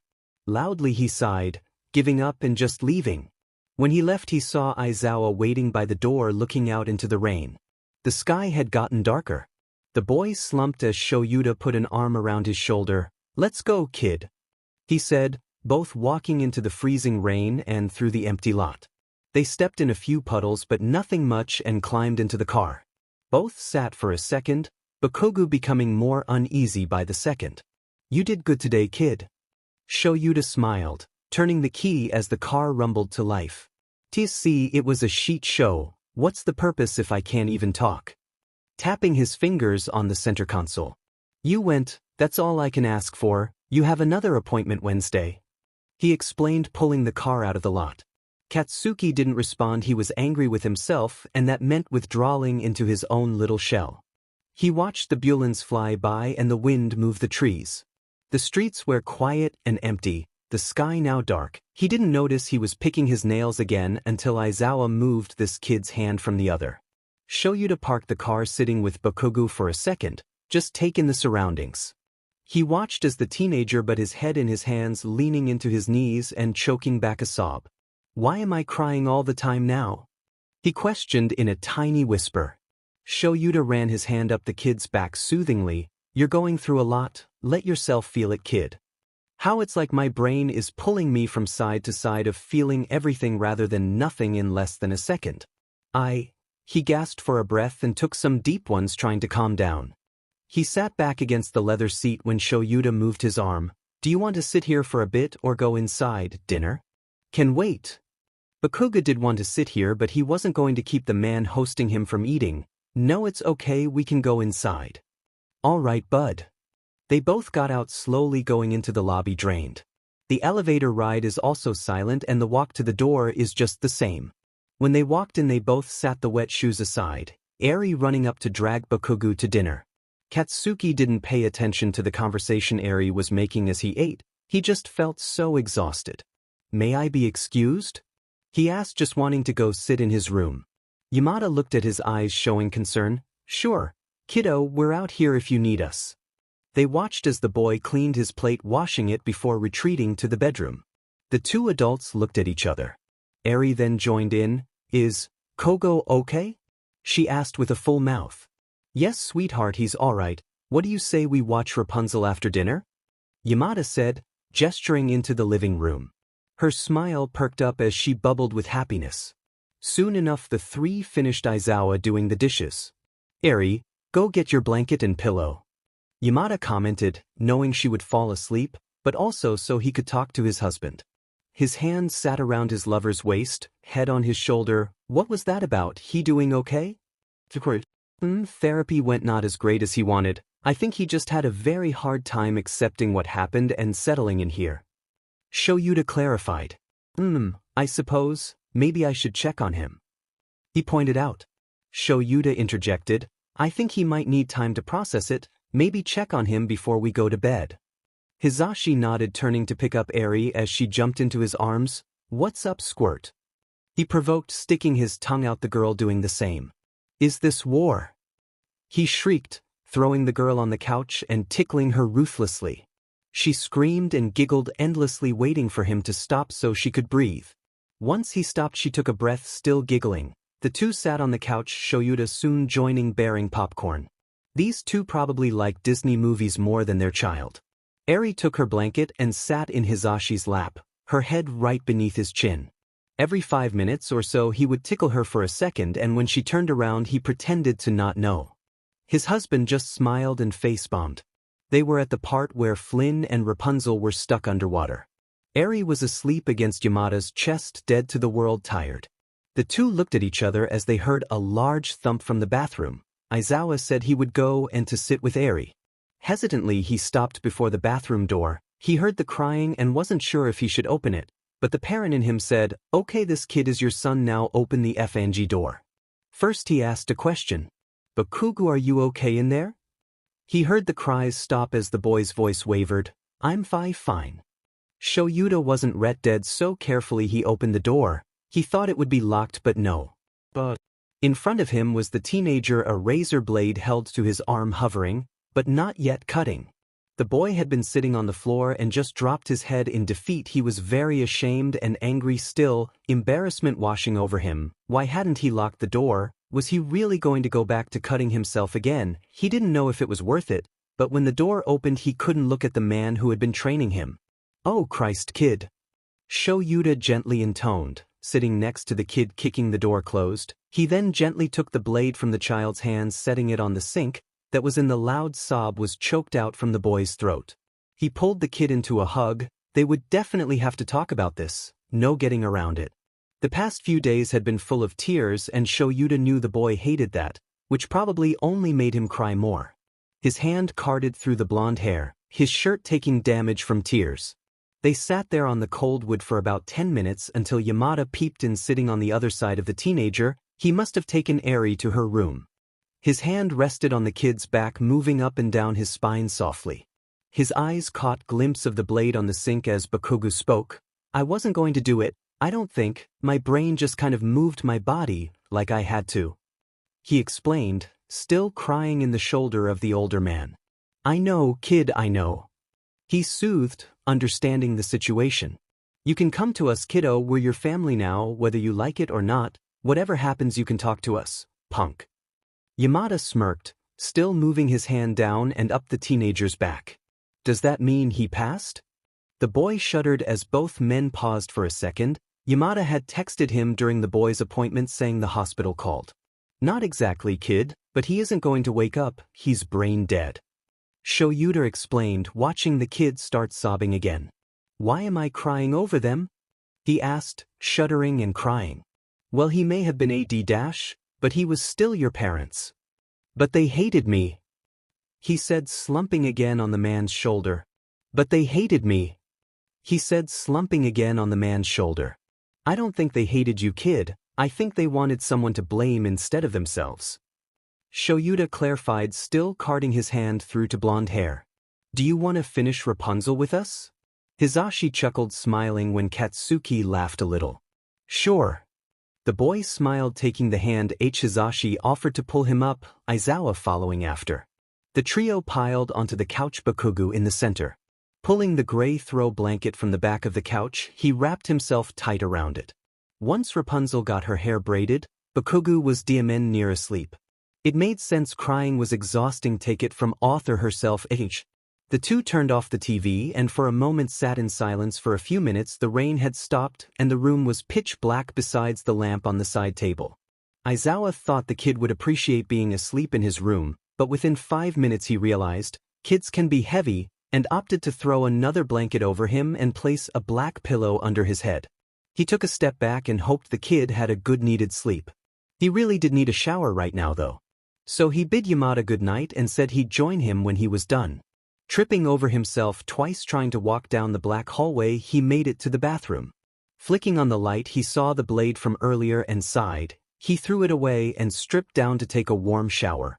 Stepping in, the tense muscles relaxed under the warm stream of water. Now he didn't understand why he thought showers were evil sometimes, but when he steps on, he never wants to leave it.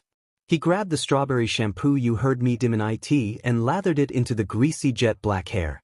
He got it in his eye. Man, when I tell you this man doesn't cry often, he was definitely crying now. Like, why does it hurt so bad? Having taken care of the tragic event, he washed it out and then took the matching conditioner. He always only used a little bit of it. Washing that out as well, he turned off the shower with a squeak of the handle. The mirror was all fogged up and he trudged to Hisashi and his bedroom to get clothes. He knew his husband fell asleep quickly, so he was trying to not make any noise or turn the light on, and though it was a close call, he was successful. Gently he shut the door and went back to the bathroom, throwing on the clothes and brushing out the knotted hair. He popped his back and knuckles, also cracking his neck, and went to the breakfast bar in the kitchen, his grading work still laying out ready for the red ink. He sighed, sitting down, turning on the kitchen light, which gave him enough light to see the papers but not enough to wake the sleeping teenager. He picked up the pen, turning on his laptop, and began grading Kaminari's paper, sighing when at the end it was pretty much only red ink. Go continued most papers getting a decent grade, but was very confused when he saw that Todoroki hadn't even turned one in. Weird. Neither did Mina, not surprising though. He turned on the coffee pot, looking at the time, 1 a.m. That left about 4 hours to grade before he needed to get ready to leave. Pouring the black coffee, he took a large swig of it, as if it were vodka, which, not going to lie, he could use right now. It was rather cold again, and so he took the other blanket off the couch, returning to his place of work for the next few hours, and every half an hour or so, the teenager behind him said something in his sleep, something along the lines of, "I killed the KFC cookie man." Which in turn made the man laugh but then compose himself so he didn't wake the kid up. It was about 5 now and he was just about finished with the papers, just had to input the grades, which shouldn't take long. In the background he heard the boy groan and stretch out, hearing his joints pop. "Go back to sleep, kid," Aizawa said, turning to the boy, seeing his rather pale face and messy bed head or couch head. "Isn't there school today?" the boy asked, rubbing his eyes. "We talked about this, Bakugo. I don't think you should go back this soon." He also noticed the boy seemed washed out and sickly. "I'm fine, please let me go." The statement was firm as the boy looked him in the eyes. "Are you sick?" Shoyuta asked, getting up to put his hand against the kid's cheek, pulling back when he felt the heat of it. You are definitely no school today, kid. It was declared now. Katsuki falling back against the couch and crossing his arms. Sho Yuta sighed looking at the kid. It's not the end of the world to miss a few days of school, you're going to be fine, now lie back down, I'll go get you some medicine so it doesn't get worse. Sho Yuta left to go dig through the bathroom. He was almost positive he was sick from stress or being soaked in rain yesterday. Probably both. He would leave a note for Hizashi saying the Bakugo was ill. He found what he was looking for and returned to the boy. Handing him the pills, he went to the kitchen, returning with a glass of water. Watching the kid swallow them, he began to speak. Why don't you go lie down in your room? Aizawa suggested, taking the glass from him. Watching Bakugo get up and swaying a bit, the older man had his hand hovering over his back just in case he fell and followed him to his room. The teenager had made himself comfortable at this point. His room was still clean, but he had papers scattered on the desk, his laptop off in the middle, a few textbooks stacked on the desk, and his phone plugged in. The bed wasn't made, which was fine, no big deal. He watched Bakugo snuggle up underneath his blanket, and Sho Yuta quickly left to get the glass of water from earlier. The teenager was already asleep, so gently placed the cup and 2 more tablets beside him on the nightstand, turning off the alarm clock. Turning off the light, he gently shut the door, going to get dressed. Having no mercy for his husband, he flicked on the lights, watching as Hizashi covered his eyes dramatically. You didn't come to bed last night, babe, I was Londonelli. He dragged out the last word, pointing to Aizawa. The black hair man sighed. I didn't want him to be alone if he woke up. He did, and he was sick, so I gave him some medicine to try and stop it. Hizashi stretched. Double the work today. He laughed. Aizawa was getting undressed so he could put on his jumpsuit. He heard Yamada purr. Shoo the F up, go back to bed. Sho Yuta laughed, finishing being dressed, striking a pose as he turned toward his husband. Hizashi kissed him and said goodbye. I love you. Don't kill your students. Aizawa waved, leaving the apartment. Hizashi knew it was about 6 o'clock now and decided to go back to bed. He heard his door crack open a few minutes later and waited for a second before Eri jumped on top of him. Can I help you, ma'am? He asked, pulling her over to the other side as she jumped under the blankets. Warm. She smiled, closing her eyes. Yamada thought about how ironic it was. When they first brought her home, she wanted nothing to do with Hizashi, absolutely terrified, but now the two were attached at the hip. He took in the moment. He liked mornings like these. Better if his husband was there. Once he realized his daughter was asleep, he gently got out of bed and made his way to the kitchen. For breakfast, he decided something light and easy was good, especially if the boy was sick. He decided to get the raw bread. Oh Jesus Christ, I didn't. Wait, I actually thought, okay bye. I'm not fixing it. And put in the toaster. Eri always had a big appetite in the morning, so he made her 2 and 2 for himself. He also made 2 for Bakugo. He knew the boy wasn't very hungry, but just in case. A few minutes later, the boy emerged into the room, blanket around him as he shivered. Sorry you don't feel good, bud, we'll probably just lounge around all day. Here, try to eat something. Yamada smiled while sitting the plate in front of the boy. Bakugo hesitated, debating if he could down it. He took a few bites, but he felt nauseous and put his head on the table for a second. His stomach was churning and he made a run from the bathroom. Yamada turned around, seeing the boy flee the table. Bakugo was sitting in front of the toilet, dry heaving. He hasn't eaten much and hasn't brought anything substantial yet. Hizashi sat beside the boy's, hand on his back, as he felt the teenager's muscles shudder at the touch. Bakugo leaned back into the wall and took a breath. Hizashi reached over, grabbing a rag and wetting it a bit so he could wipe his mouth. How about you lay on the couch? I'll be in a second. Yamada addressed, watching the boy get up and leave, blanket wrapped tight now. Hizashi got up, going to get Eri from his room so she could eat. Sleepyhead, it's time to get up. He cooed, pulling the hair out of her face as she groaned, turning over. Yamada pulled her over his shoulder as she didn't budge, falling asleep. He set her in the chair and got her the toast. She was a bit awake now and ravenous. She ate the food with ease and went to lie on the other couch on the side of her brother. Both cats joined her, curling up beside her. Her tiny hand rested on Fox's orange fur and pulled him in, the other cat, Sugar, at her feet, warming them up as she laid across them. Hizashi turned down the volume and put on a cartoon for her. He pulled out his own computer, working on some grades and emailing some parents. It was about noon when Eri woke up again. Goodness, the child could sleep. She insisted she and her papa play a game. The girl chose Candyland and Yamada was competitive. They were almost halfway done and Eri was winning when he noticed the teenager run back to the bathroom. Hizashi followed Eri in tow because obviously. The boy was bent over again. Please leave me alone for a bit. The boy begged as he began throwing up. Yamada really didn't want to leave the kid, but he respected the boy's wishes. Alright, I'll leave the door open if you need me. He smiled sadly as Eri patted his back. Running away. He and Eri were playing Candyland still, the 5-year-old absolutely crushing him, as a text came in from Shoyuta. School was ending early today. Since it was the first day back, it was ending at 1. He sent a reply saying he loved him and got back with the game. He lost, and Piyutate for real as Eri cheered dancing around the kitchen. For lunch he made Eri a sandwich and got her situated with apple juice before checking on the boy. Bakugo felt like sheet, his left side hurt as he clutched his stomach throwing up. He felt so dizzy and tired, not to think he's been a bit nauseous for the past few days but chalked it up to stress. He groaned, not feeling like he'd throw up again, and curled up on the rug below him, still clutching his throbbing side. Hey kiddo, you need something? Hizashi asked, leaning in to see the boy laying down on the rug, his head on the cold tile. He shook his head no, and Hizashi left to get some water and the medicine Aizawa left on the island. Is Kogo sick? The small voice wondered as she ate her lunch. Hizashi filled up the glass of water. Turning around he saw her playing with her food. Yes, love, he's sick, but don't worry, it will go away. Not quit playing with your food, missy, or I'm gonna eat it. He laughed going back to the bathroom seeing the boy hadn't moved. Katsuki, I need you to sit up and take the medicine, I have some water too.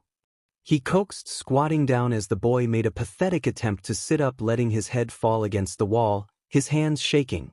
He gave the boy the tablets, watching as he popped them in his mouth and supported the cup as he sipped it. He decided if it was worse when his husband returned home, they should take him to the doctor. I'm going to take your temperature real quick, okay? He received no response as he grabbed the thermometer, sticking it under the boy's tongue, waiting for the beep. It was 101 and he sighed. Leaving the boy again to check on Eri, seeing her eat and watch a video on her tablet. He shot Aizawa text updating him, it was almost 2. The next time he went to check on Bakugo, his husband should be home soon. Eri was in her room either playing or drawing. Hey kid dash, he started to say, but Katsuki was quick to interject as he groaned. It hurts. He ummed out, his voice on the verge of tears as he clutched his stomach harder. Yamada heard the door open and close. He called for his husband and turned back to Bakugo. Where, buddy, where does it hurt? He said, watching the boy point to his lower left side. Spleen maybe? He's been in here all afternoon, I think he needs to go to the… He's saying his spleen hurts or pointing to it. Yama explained to the tired man. Aizawa motioned to Eri's room. Do you want to take Eri to the neighbor real quick and start the car? I'll get him outside. He said, thinking how Eri would not want to sit there, and rather would like to keep their elderly neighbor company. That woman loved the child, hell everyone did. Yamada nodded, running off to get Eri. Aizawa put his hand on his. Is it too early to call him son? Students back. Hey kid, we're gonna take you to the doctor, feel like you can walk? He heard the boy groan and stood up as the boy did. He had his arms out in case the kid fell, which was good because he did. He sighed, he was getting too old for this. Hoisting the kid up, he turned off the light. Walking down the hallway. He sat the boy on the couch and grabbed his wallet and phone from the kitchen, before returning to the sick child, hoisting him up again. He put some slides on the kid's feet and took his jacket from the entryway and left, locking the door. Sorry, sensei. The boy mumbled. Don't worry about it, kid, you can't help it. Aizawa said, pushing the button on the elevator, waiting as it dropped. The boy sitting in his arms was groaning in pain and Aizawa's heart ached a bit. He could see their car and carefully put the kid in the back, going around to sit with him, the boy's head falling on his lap. Shoyuta ran his hands through his hair, trying to offer some comfort to the crying boy. You just can't catch a break, can ya? Aizawa asked, looking up to Hizashi as he drove.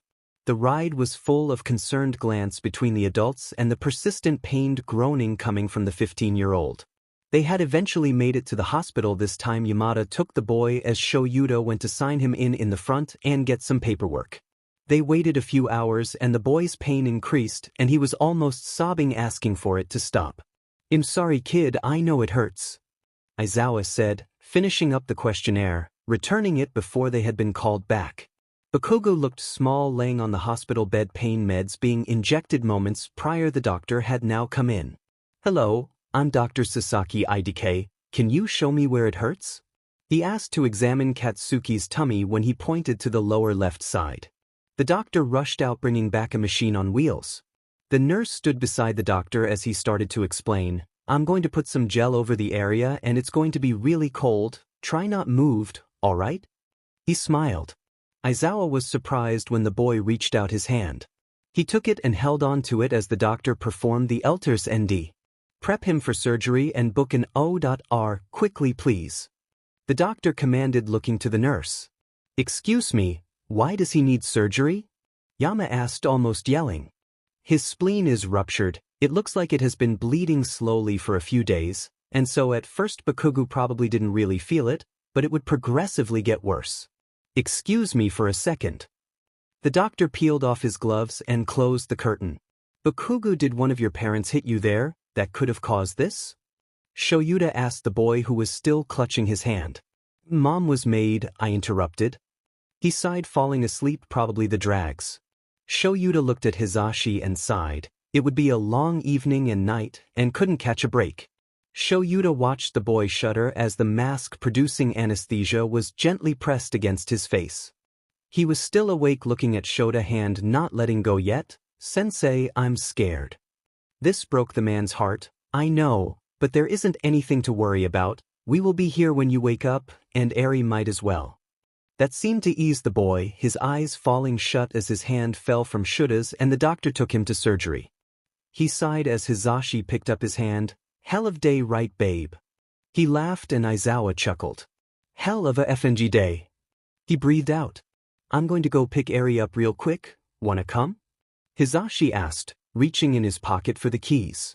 "No, I'll stay here for updates," Shoyuta explained, leaning in for a kiss before he left. Aizawa stretched and left the room and made a beeline for the vending machines.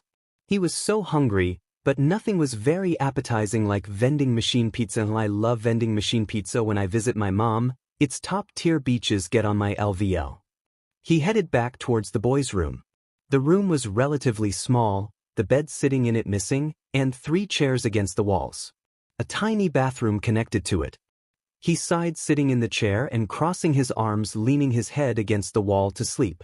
Eri sat in the back seat, looking out the window and her backpack next to her as she looked to her papa in the front. "Is Kogo okay?" she asked, worried, caught in her throat. Hizashi looked in the mirror as he approached the stop sign. "Yes, love, he'll be okay, he has to have surgery." "Wow, yuck." She made a YCK sound and turned back to watch the street. Hizashi also laughed and made a proposition. "What do you say we get Kogo something from the gift shop when we get there?" Is Kogo staying with us forever?" Her curiosity was eating her as she got restless from sitting in the car. "Well, yes, I suppose." Yamada clarified, just now realizing that unless the boy wanted otherwise, he was staying with them. "Can I call him brother?" she asked like it wasn't a big deal. This man's heart flew out of his chest in joy. "Sure you can, where now to?" Hizashi acknowledged. Eri was not sitting in his arms as they walked across the parking lot that was now turning dark. He let Eri down and held her hand as they walked into the gift shop. She seemed to be having a hard time deciding what to get her brother in the tiny shop. She decided on a stuffed bear for the sick boy. Yamada also stopped by the vending machine for a snack for her. She took a minute scanning her options, deciding on Skittles, just like her dad. Soon the two were walking down the hallway quietly to find the room, stopping before it. Eri put her backpack next to one of the chair and climbed on her sleeping dad lap, watching him wake up slowly. "Any updates yet?" Hizashi asked, sitting down next to the two. "Yeah, they said he would be out of surgery in about 15 minutes, like 10 minutes ago." Shoyuta started leaning forward to play with Eri's hair. The braid from earlier was messy now. Any Iowa being best dad, he started to redo the braid. "Can I watch Moana on your phone?" she asked, still not moving for the man. It was Yamada who put the movie on and handed her the phone for entertainment. He ended up doing 2 Dutch braids on either side of her head.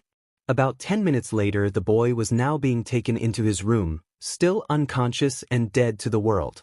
The doctor then stood in front of him. So it was successful. He should wake up in about 20 minutes or so. We've already administered some painkillers, so he might just feel a little sore when he wakes up and probably tired.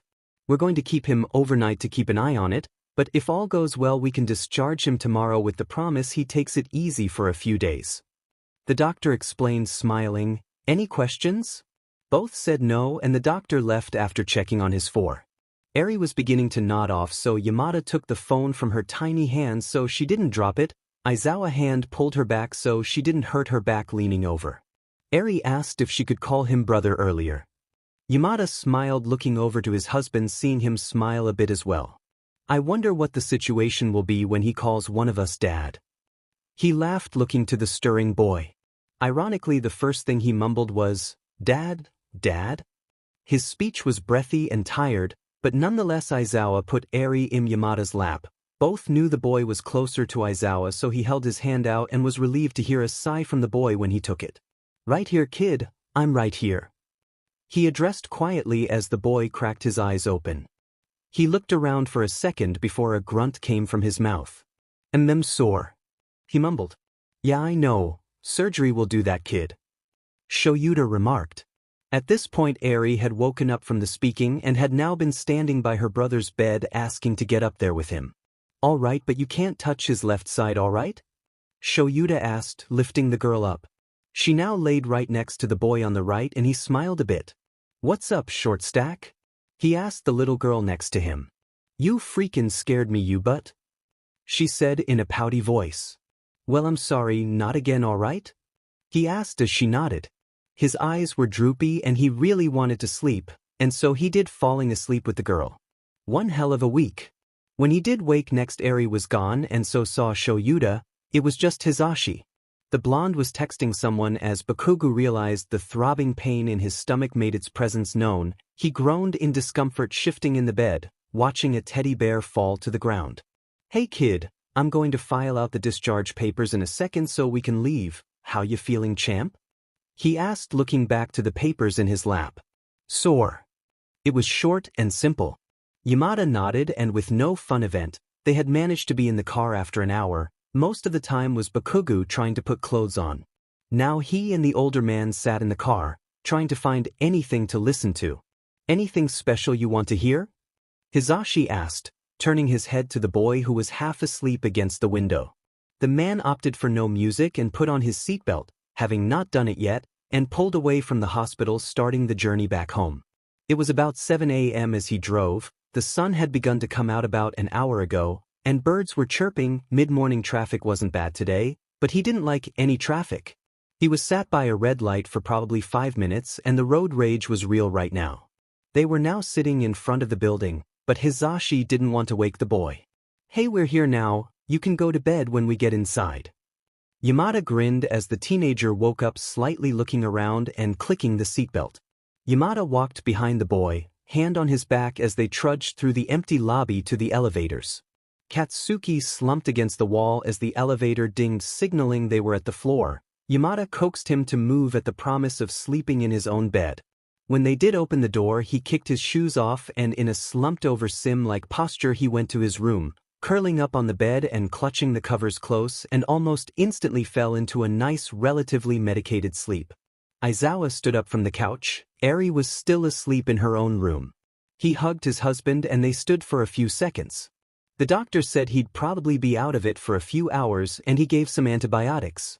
Yamada said, putting them on the table, the boy needed to take 2 at 9. He pouted when Shoyuta said, take a shower, you smell nasty. His mouth widened in shock. But I'm the one that tells you that. He laughed lightly, turning away and stealing a kiss. He watched as he walked down the hallway into the bathroom that is connected to their room. Shoyuta turned away, plopping on the couch with both cats, pulling out a nice book to read. Eventually Hisashi emerged with damp hair, and before Shoyuta knew it, both cats moved and he was being suffocated by the man that shouldn't do him wrong. Betrayal. Hisashi moved, letting him breathe, and went to the kitchen, but not before Shoyuta could run up behind him and jump on his back, whispering in his ear, "You've betrayed me, you ho-ho." Hisashi laughed, continuing on with making himself breakfast. Aizawa had managed to not move from the sloth-like position, and Hisashi had no care in the world. He was hungry. Eventually, though, he jumped down and made his own coffee, nice and black like his soul. "We have a meeting with CPS Friday, on us keeping him." Shoyuta broke the news, and Yamada laughed. "What are you worried about? It's not like they'll take him away." Hisashi smiled but furrowed his brows at the other man's concerned gaze. "I don't know, just don't want the kid going through anything else." His fingers tapping on the table. Shoyuta got up, doing his dishes, and grabbed the cat food, watching both a-holes trot on over. He poured each a bowl of food and set it on the floor on each side of the large water bowl. It was about 9 o'clock now, and so he took 2 pills from the container and a glass of water, going to Katsuki's room, gently cracking the door to see the sleeping child. He placed the water on the side table and gently shook him awake, satisfied when he heard a grunt. "You need to take these, then eat a granola bar or something so you don't feel sick, then you can go to sleep," he said, handing the pills to the outstretched arm. He watched as the boy gulped down the glass of water and stiffly got up, wrapping his blanket tight around him as Shoyuta followed him out into the kitchen. The boy stared into the cupboard, looking for something small to eat. Like Aizawa mentioned, he took a protein bar, same thing. "How's it feeling, kiddo?" Yamada asked from the couch as the boy leaned over the counter to support himself. "I'm sore and tired." He let out a yawn as he finished the protein bar, throwing the wrapper away in the trash can. He deemed his room too far away and instead carefully sat on the couch, once again curling up, head leaning on Hisashi's shoulder, the drags taking their effect as he once again fell into a nice comfortable sleep. Eri joined an hour or so later, continuing the chain but laying on his right side. Shoyuta snapped a photo with a sheet-eating grin and went to work in his room. Sugar joined him as he sat working on the laptop. It was just going to be a lazy, sleepy day today, and that was okay with him. It was Wednesday now, and Bakugo was relaxing with Eri while coloring. Eri did want to go to the park, but Hisashi said later. He heard footsteps behind them and turned his head to check it out. It was just Aizawa. He continued walking over, leaning over to see what they had colored. "Bakugo, can I talk to you for a minute?" he asked, patting Eri on the back. "Sure," he replied, following Shoyuta down the lit hallway and into the office. He didn't know where Yamada was but brushed it off. "How are you feeling?" "Fine, it doesn't hurt, so can I please go back to school tomorrow?" he pleaded, sitting down. "Probably you will, but no field assignments or training. Are you okay to go to your session tonight?" Bakugo thought for a second. He was scared to go again, but knew he should, and shouldn't waste the money they spent on him. "Yeah, I'm good." He smiled and then kind of frowned as Shoyuta himself sat down. "There's one more thing. We have a meeting Friday about our custody over you." Bakugo's brain kind of stopped. "Why?" "It's a precaution. It's every time, even when we took in Eri. They will ask you some questions and probably do a home check. I just need you to answer any questions you're asked honestly, all right?"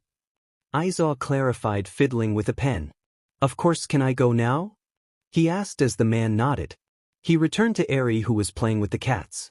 Fox jumping up and down at the toy with catnip in it, and Sugar trying to attack the feathery stick. It was hours later at this point, and Katsuki and Shoyuta were sitting in the waiting room of Dr. May's office. He didn't want to do it again, but he did. It would be great if he would stop having 2 personalities at the moment that it was at this moment. I went back a few chapters to figure out what happened in the session. She emerged from the room, an adult walking away. She smiled and said, "Bakugo." He did the same thing as last time, scraping his hands on his thighs, and walked in and sat down in the black chair in front of her desk. "How does therapy work? Someone let me know, my broke but has never gone." "Hi Bakugo, how has your day been going?" She smiled, making eye contact with him. This time he didn't break it. "It's been all right, nothing special," he said. "How's it like living with you 2 teachers? Do you like it?" Though for a second he did like it, but maybe they didn't like him. "Yes, they are very nice and understanding, and Eri is fun to be around." "How often do you meet up with your friends and hang out outside of school?" He thought hard. In the past 7 years he doesn't think he really has ever hung out outside of school. I don't really, I was never allowed to. He admitted, looking down. No worries, I'm going to give you some homework to try and complete before our next appointment. I want you to ask a friend over or go out and do something with them. She smiled, writing something down, and then asked another question. I heard you had a surgery, how are you recovering from it? Her smile didn't falter and he gave her a truthful answer. I was sore, but today I can't feel it at all really. Aizawa has been helping me clean it every day and I get the stitches out next Tuesday. Aizawa said I could train after that with caution. How does the halt on training make you feel? He sat for a second, he didn't really know. I don't know, kind of effing annoying. I'm not a fragile baby, I mean it's how I keep myself sane. He caught himself in the beginning stopping himself from blowing up like his parents might have. Well, it sounds like you two aren't on the same page. If you want, you should talk to him and reason on something that suits you both, but try to understand where he is coming from. Bakugo nodded as she spoke again. How has your sleep been? He stopped debating if he should tell her. Would she think he's insane? It's alright, sometimes I wake up and can't move, but sensei is always there to help. Alright, I'll see if I can get you something to help with it. Do you mind telling me what you see when you wake? He cut her off, interjecting and blurting out, I feel like I can't talk to him. It's just that they have already done so much for me and I don't want to seem ungrateful, like I should be able to handle not training for a week. I don't want to come across as rude and f up my chance at a decent life. He rambled on, fingers intertwined with each other and twitching around. I think he would like to hear your concerns. Would it help if I brought him in here, and maybe we can talk to him together? She smiled, tapping her desk so he would look up. He nodded yes, and listened as she got up and removed herself from the room to ask Aizawa into her office. He was beyond nervous. What if he got angry? Maybe he wouldn't want him. He was being selfish. Was he this much of a failure?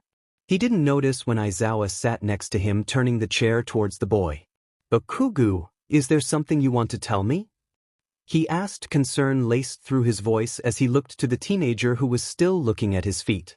He stumbled over his words and could form a coherent question or answer. I don't want to seem ungrateful or rude because you've done so much for me, but I want to train, please. He rammed, Ed quickly bouncing his leg up and down, picking at his nail. Aizawa sighed. I know you want to, but you have to be careful. If you hit where you just had surgery, it's going to have major complications. But if you really want to, I'll lightly train you. But no field assignments. His voice was gentle but also firm at the end. It was better than nothing. Okay. He mumbled in agreement. Anything else you want so say? She asked. He felt like he effed up. He wasn't supposed to have a say in training. Usually he wanted to stop training because his parents forced him to, but now he just wanted to train and then hide away for a while. He just felt disrespectful right now, but nodded no. Alright, well, that will conclude us for today. Remember your homework. She smiled, waving him off and showing them to the door. They were both sitting in the car as it warmed up and the rain pattered. On the windshield, it has been raining a lot, he thought, but gave it no more thought. Aizawa spoke up. I'm proud of you, kid. You voiced your opinion and that's what I want from you. Now what do you say we go get some fast food or something? He laughed, looking at the visibly tense teenager. The boy turned to him, looking into the cold, dead eyes of the 31-year-old man before him. I've never been allowed to have fast food before. Man Shuta's eyes widened. He was about to change this kid's life. Well then, let's get going, yeah. He smiled, looking at the boy, and if Bakugo was being quite honest, it was still weird seeing the teacher be soft. He was usually cold at school. He wanted to ask why, but didn't want to be rude, so he kept quiet. Aizawa stopped at the most basic of places. McDonald's, your girl just ate it and my tummy hurts now. He shot Hizashi a text saying he was taking Bakugo out for a bit. You ready to go in, ya troll? He laughed, gesturing to Katsuki's messy hair. He laughed when the oi pulled down the mirror to fix it, as he was so often reminded by his mother, appearances are everything. He made the spikes a bit more neat. Yeah, I'm ready. They both hopped out of the car, walking inside, trying to dodge as many puddles as possible. When they did receive their food, Bakugo was met with 10 chicken nuggets and some fries. The same and Aizawa's side of the table. Go ahead and try them, nothing special, still good though. He said, shoving a whole nugget in his mouth. Cautiously the boy inspected it, picking it, observing it and taking a small bite. He was pleasantly surprised. Nice and crispy, juicy and light. Excellent taste. He ate them quickly, regretting it. When he had to sit back for a second as his stomach got mad. Don't eat too quickly. He laughed. So tell me about this homework?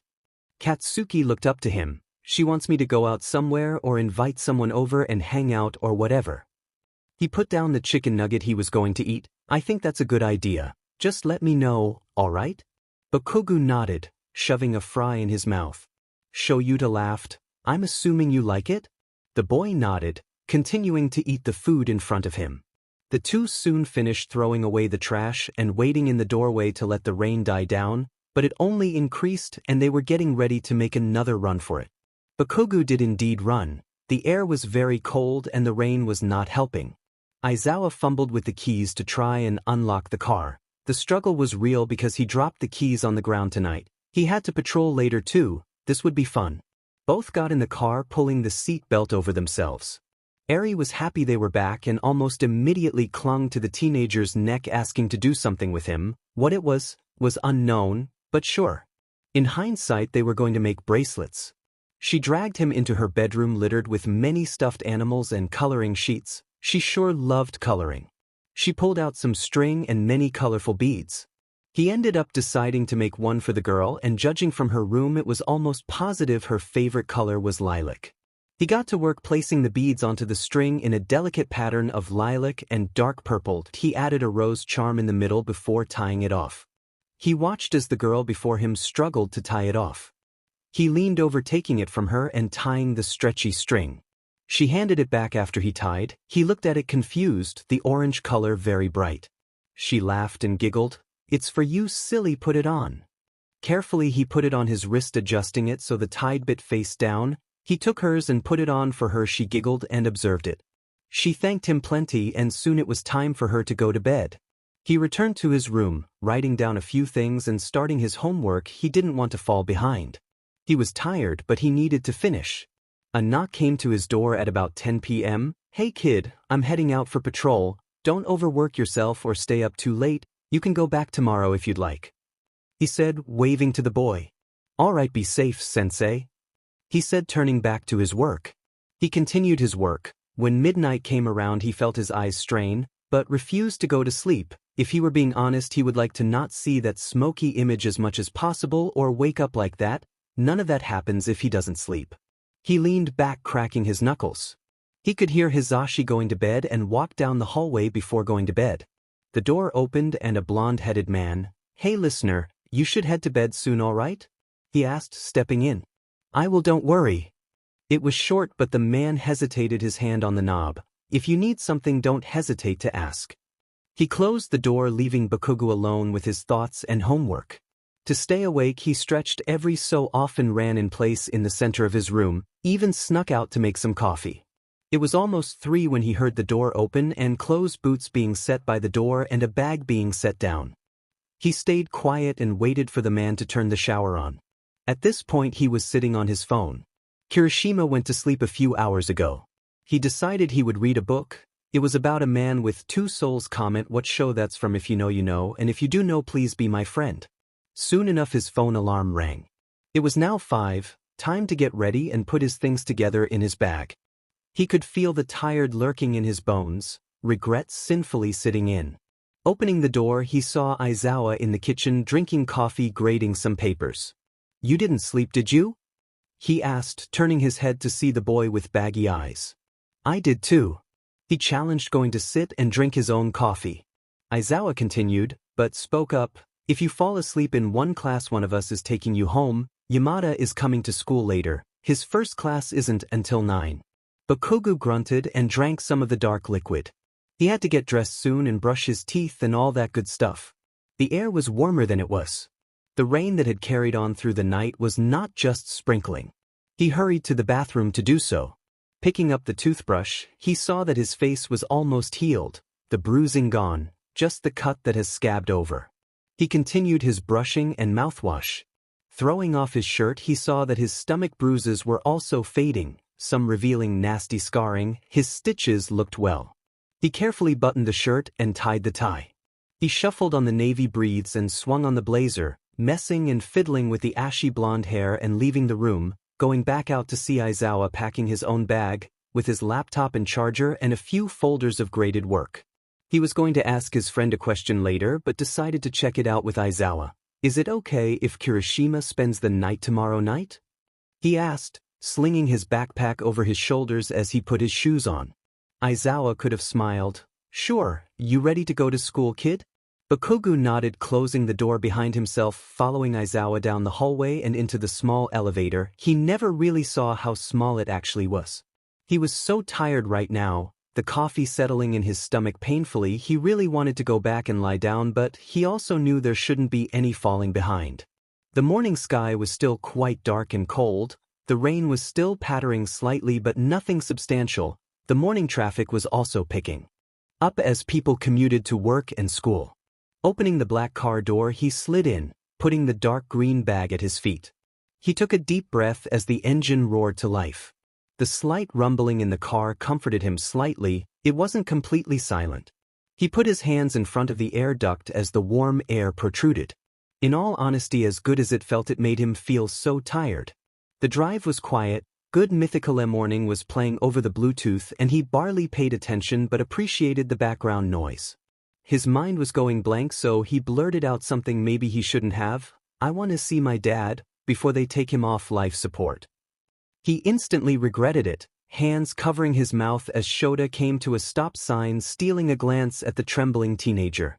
"All right, we can arrange for that. No worries, kid. You don't have to make your wants secret. We aren't going to punish you for something like that. I encourage you to say things like that, so maybe in a few years, you won't regret it," he explained, focusing on the road, the podcast volume lowered. Katsuki didn't know if he actually did want to see his dad. Maybe his brain was foggy, but something was telling him to. He also knew he would rather not be called Bakugo outside of school and would prefer if the people looking after him would call him by his first name, but he didn't know how to ask. Instead, he opted for staying quiet, hands on his knees as he circled his thumbs around each other, just existing. Mood.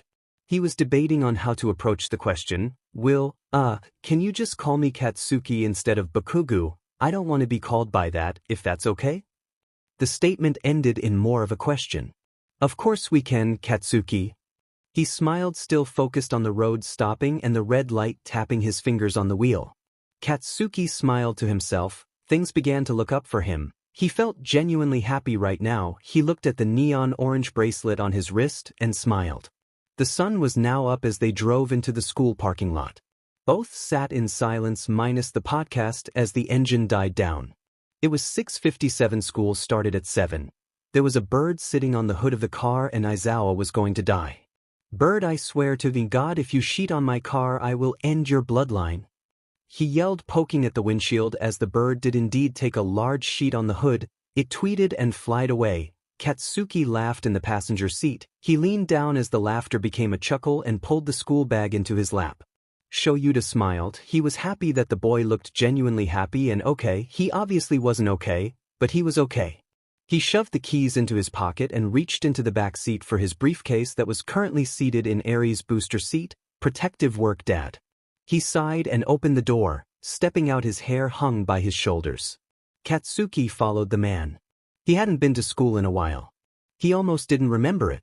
"I would let you stay in the teacher lounge, but quite frankly they're annoying, so I'm just going to take you to my office until you need to go to class." He walked down the long, twisting and turning hallway with Aizawa, the white walls and dark doors. He reached the end and saw a name plate on the door, Shoyuta Aizawa, head of heroics. He watched as the dark-haired man opened the door, ushering the sleepy teenager in there. He sat down behind his desk, throwing his computer on the charger and flopping his papers down. "If you decide you are too tired, just come in here and sleep on the couch over there. There is a blanket on the back and a throw pillow," he explained, getting to work while he had time. Bakugo sat on the couch reading some texts from Kirishima. The two had been talking for the past few days. He was the only one that really knew about everything. He would lie if he and the other boy hadn't talked about a relationship. Katsuki did have feelings for the certain redhead and Kirishima for him. It was just something they didn't know if they wanted to do when the events came to light. He texted Kirishima asking if he wanted to come over after school tomorrow. He set his phone off and put it in his pocket. He would have to head to homeroom soon with Aizawa. He shook his head to shake off the sleep when he realized Aizawa was waiting for him at the door. "Do you want to just sleep in here, and I can take you home at lunch?" he asked, looking to the sleep-deprived boy. Katsuki shook his head, walking past him and down the hall. Shoyuta turned to lock the door and follow the boy to the shared destination. The halls were now filled with kids and both people were lost in the sea. Katsuki stood open the door, walking over to his seat. Every conversation stopped and everyone looked at him. It was quiet and then it was chaos, full of questions and concerns. It was driving the boy insane. "Literally shut the F up, imperfectly fine," he said harshly, looking around as some returned to their conversations, some still questioning him, some being Deku, "Kachin, if you ever need to tell dash. I'm fine Deku," he hissed, the regret of being Edo washing over his mind. Aizawa seemed to save him as he walked in, cold and harsh. An hour ago, he was the opposite of two-face a hoe, just to be soft. "Get to your seats, there is nothing to go over today, so use this time to do homework, study, or sleep." His voice was monotone as he jumped to sleep in his bright sleeping bag. He did not use this time to sleep because as he did, he wouldn't wake up and would be dead to the world for hours. He continued talking with Kirishima, Mina, and Siro about things. They wanted to make plans for next weekend to go out to a karaoke restaurant. Why, he had no idea, but it did sound fun. He was certainly open to it. Soon enough they were off to Midnight's class. It was hard to stay awake. Today was a lecture they needed to take notes on. He kept doing the falling thing, where he would have the falling sensation and JRK back into life. He sighed, writing down the notes. He was practically dead on his feet. Usually all-nighters didn't affect him, but my gods, he was about to pass out. Next up was Yamada's class. It was about 9:15 now. He and Kirishima and Kaminari walked together. Katsuki wasn't looking forward to it. He always had a hard time learning English. He was one of the first to enter Yamada and smiled at them as all three talked their respective seats, Kirishima and Kaminari sparking up a conversation the teenager wasn't interested in at the moment. The man had ended up handing out a packet for the class to work on. The adult in the room watched as the boy he had taken in was having trouble staying awake. His nodded back and forth and watched as the pencil half-butted word an answer down on the white paper. Guess he could help the boy later. Soon came lunch, his classmates heading to lunch as he dismissed himself from the group, heading towards a certain someone's office. He was tired of people asking him questions and just wanted to relax for a minute. He pushed open the door, quickly just closing in and taking a breath. He took the throw blanket and pulled an Aizawa and rolled up on the small couch, almost instantly being out like a light. He didn't know what time it was when he woke up, but it was getting dark, so what the F dash? He looked at Aizawa, this red pen in hand as he sighed, rubbing his temple before looking up at the noise of a ruffling blanket. "I let you miss the last of your classes so you could sleep. Please don't do this again, but it is almost 6. So if you're ready soon I can be done here," he said, shuffling the papers into a neat pile before packing them away and stretching his back. The boy sat up, fully rubbing his eyes and yawning. "I'm sorry, I didn't mean to actually fall asleep, just nap throughout lunch," he admitted, playing with his hair while Aizawa got ready to leave. "Don't worry about it, kid, just if you can't sleep tell me next time." "Okay?" he asked, messing the kid's hair up as he opened the door, gesturing for the teenager to walk out. "Yamada is cooking ramen tonight, and should be nearly done when we get home." Katsuki nodded, carrying on with the man next to him. He went to the car as Aizawa stopped to talk to Midnight. Katsuki sat in the car, turning it on and locking T doors until Aizawa was here. There was a random jazz station on and he went with it. Sleep was still lingering within him.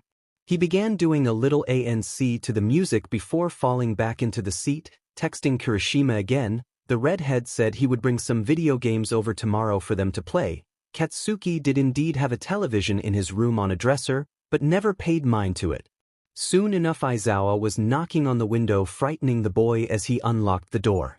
Aizawa plopped down. "Midnight likes to talk a while, I'm sorry," he apologized, throwing the bag and case into the back and rubbing rough hands over his face and prickly beard. He wanted to get this out of the way before he began driving. "I think you should stay home tomorrow. I think it was very overwhelming for you with all the questions, and since you were gone half the day it will be the same tomorrow, and then by Monday they will have forgotten it. Their brains are small. Kirishima can still come over tomorrow. How do you feel about that?" He asked. He wanted to make sure the boy was okay with it before he demanded it. Katsuki didn't know what to say because although he wouldn't admit it, he felt very overwhelmed and tired. The past few days were a bit of a blur for him. Okay, that's fine. Will you still train with me a bit later in the gym downstairs? He asked, quietly looking out the window as Shoyuta put the car in reverse to remove himself from the lot. I interrupt your regular schedule update with another pointless author note.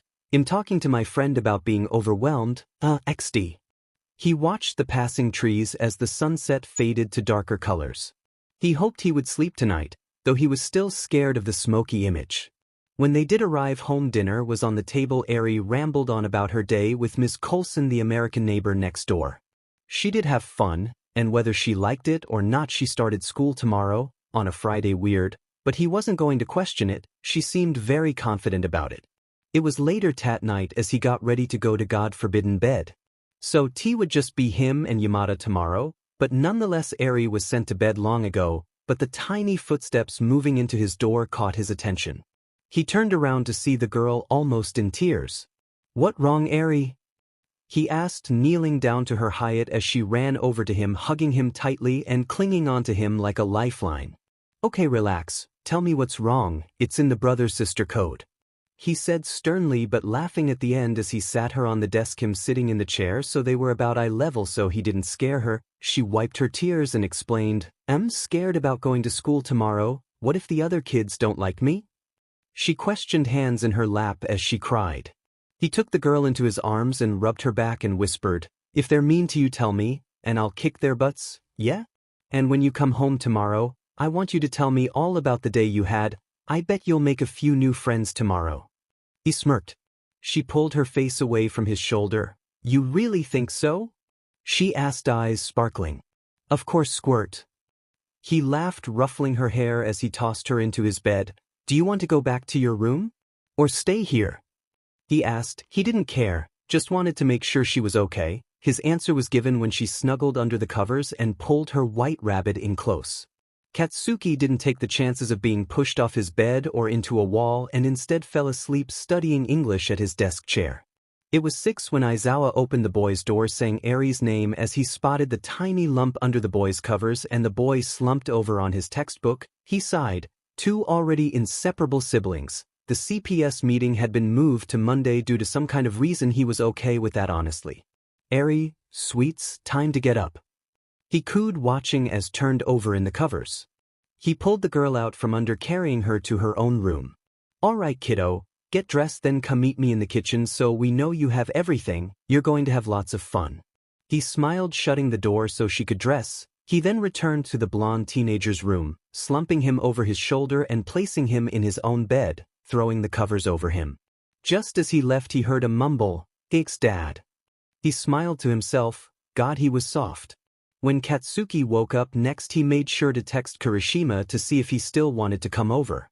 He lied still in bed. The air wasn't cold like usual, it was rather warm, which he didn't mind. He could hear Hizashi recording in the next room. So this was his life now, he smiled to himself. This was his life now. His pale arm covered his face from the sun making its way inside. He cracked his toes and stretched, sighing at the feeling. He hopped out of bed. He knew the warm was too good to be true when his feet hit cold wood. Twisting his back, he looked to his desk. A few textbooks and a note. Sorry about Eri, you looked like you would have a neck ache. He wasn't going to lie, it did dully ache, but nothing extreme. He also didn't mind. Peeking out the door, he saw that the door to Hizashi's office was open. He peeped in and quietly whispered, "Hello." The blonde smiled in return as he continued talking. The boy exited the doorway, shutting the door gently and making his way to the kitchen. He was beginning to feel a little more at place. He reached for the bread and put a piece down and poured a cup of coffee, with lots of cream and sugar. The cat was sitting on the breakfast nook and purring, but jumping away when the toaster popped. The boy laughed, picking up the toast by the corner and dropping it on a plate. He spread some peanut butter on it and then checked his phone for a message from Kiri. Hell yeah. He continued to eat, scrolling through recent news and similar things, watching some YouTube and checking back on some texts sent to him. It was relatively quiet. They didn't have to get Eri until 12. The cat was now sitting in the center of the table, purring, patiently waiting for a nice ear scratch. in which Katsuki did eventually tend to. He saw that the time was around. He woke up very late. Though he wasn't in trouble, or maybe he was, and Yamada was waiting for Aizawa, but then again they said and reminded him that they wouldn't punish for something like that. It was something he would have to work on. Yamada soon emerged around 10:30, seeing the teenager put a dish away and petting Fox.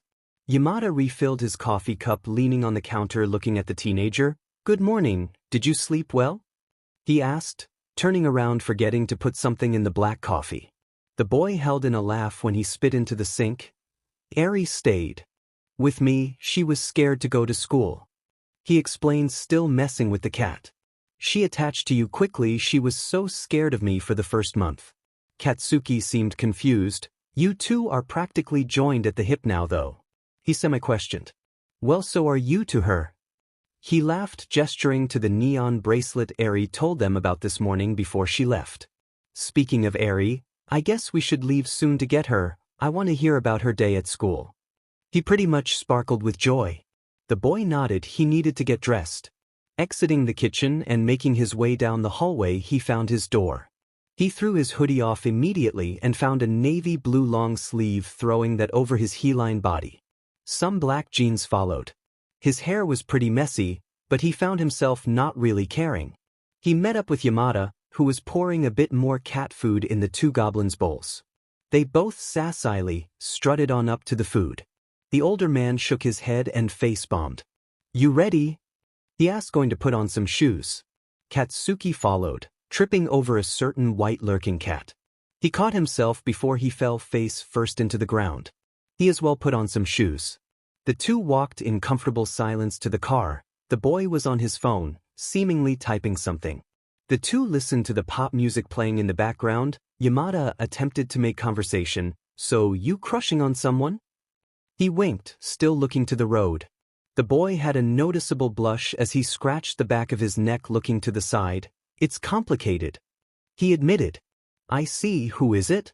The man already had a feeling, just judging on having him in his class, but nonetheless was curious. Prefer not to say," he mumbled, hoping it was acceptable. "That's fine," Yamada said, stopping at the red light. By the gods, this red light was like 10 minutes, and the boy was getting angry. "Just turn already." Eventually, before he could blow up, it did, and they were able to turn into the school. He let out an exhale. "Do you want to go get her, or would you like me to go? Or we can both go?" Yamada suggested. He was excited but also knew that Eri said this morning she wanted her brother to come get her.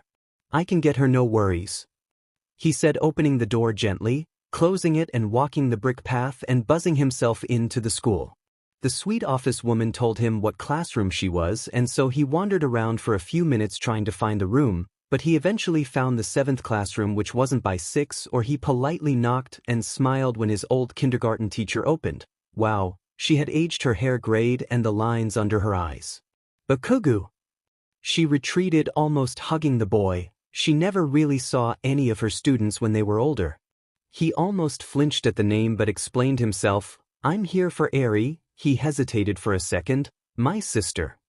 "Oh, I didn't know she was." She was confused, as to be expected. The boy cleared up the situation. "Our parents both adopted us, so she is my adopted sister." She did let him in, and he watched as Eri ran up to him, jumping on him. He waved the teacher farewell and shut the door. "How was school, Squirt?" he questioned, making his way to the door. She almost burst into tears. That's when the boy put her on the ground outside the door and kneeled down to her level. "What happened? Did someone make fun of you?" he questioned, because let me tell you, if someone did, he was going to have a problem. He regretted doing that to Midoriya. He was still trying to figure out how he would apologize. The girl nodded. "This boy kept pulling my hair, and he said I wasn't very pretty and that my hair was a weird color." She cried. The boy pulled her into a hug and assured her the things he said weren't true and walked to the car. He put her into her car seat. Making his way around, he got into the front, where Yamada looked at him confused. "Eri, how about you tell Dad about what happened?" "Okay." He didn't mean to say Dad, but it just slipped out. She did tell him what happened, and he offered to go to the teacher and talk about it Monday morning. "So how was the rest of your day?" the boy asked, turning around slightly to see her. She smiled a bit, wiping the tears. I made a friend, she was very nice, her name is Lily, she was American. She explained, meeting the new friend. Katsuki never had an American classmate. Yamada offered ice cream and the girl's eyes sparkled and went bright. He couldn't go back now. Eri ended up with chocolate ice cream, Yamada with lemon, and Katsuki opted for a simple vanilla cone. Did you get homework today, Squirt? He questioned, looking at the gray-haired girl whom was currently liking the cone. She nodded, continuing on eating the ice cream down. Hizashi finished first, then the teen, and then Eri had also done.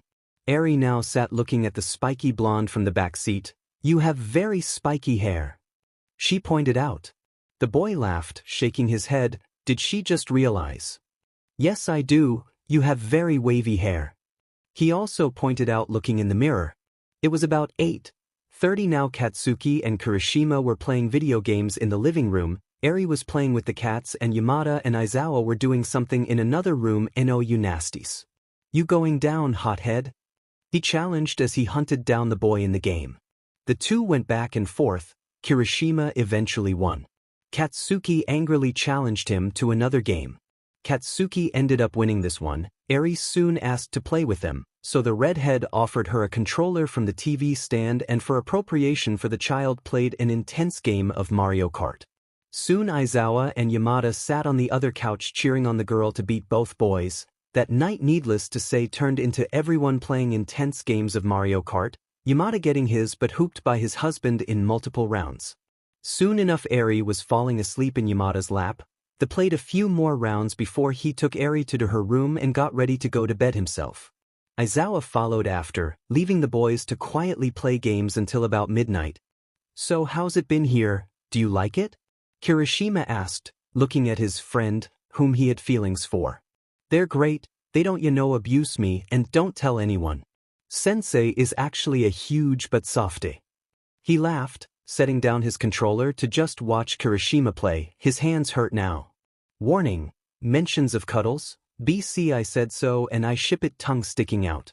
Don't ask the two how it happened, but eventually the blonde was laying in between the redhead's legs, arms around his waist while his head laid on his 60-degree angled stomach. Kirishima was still playing the game before he joked, "You've become soft. Wow, are you sure you're not a bottom?" He laughed as Katsuki swatted the boy's hand. No, I could top your butt any day. I just don't want to be a D-. I see how it turned out for people, and I refuse to end up like them. Kirishima smiled. Well, if it means anything, I like soft Baku bitch. He smiled, setting the controls to the side. He was a bit tired now. These two couldn't deny they liked each other and had feelings now. By 2 a.m. both boys were asleep, Katsuki's arms still wrapped around the redhead, a blanket having been pulled over by Kirishima. Eventually, throughout the night, the cats had joined the two, finding their ways under the blanket and by both boys' feet. It was 5 a.m. when Yamada woke up. He had patrol soon. The sun had yet to come out and the window was open, so the room was frigid. He really would like to stay in bed and not tear himself away from his husband, who was clutching him closer for warmth. He'd eventually do just that, earning a "F-U" from Shua before laughing it off and rubbing his eyes and stretching. He tiptoed out into the living room smiling. Shoyuta owed him $50. For later proof, he snapped a picture of his phone and sent it to his husband, hearing it ding from their room. He saw the blanket that was struggling to hang on being inhabited by sugar mostly on the floor. Quietly he shooed the cat off and threw it over both teens. He turned around and fist bumped the air. He had the clock set for the coffee to brew while he got ready. He spent a good 20 minutes styling the long hair. He made it out into the kitchen again to get a coffee with only minutes to spare. Slipping on the shoes, he quietly left the house, locking the door behind him. Shoyuta grabbed his phone when he heard the door shut. He unplugged it, bringing it close to his tired eyes. He opened the text. He owed Hizashi $50.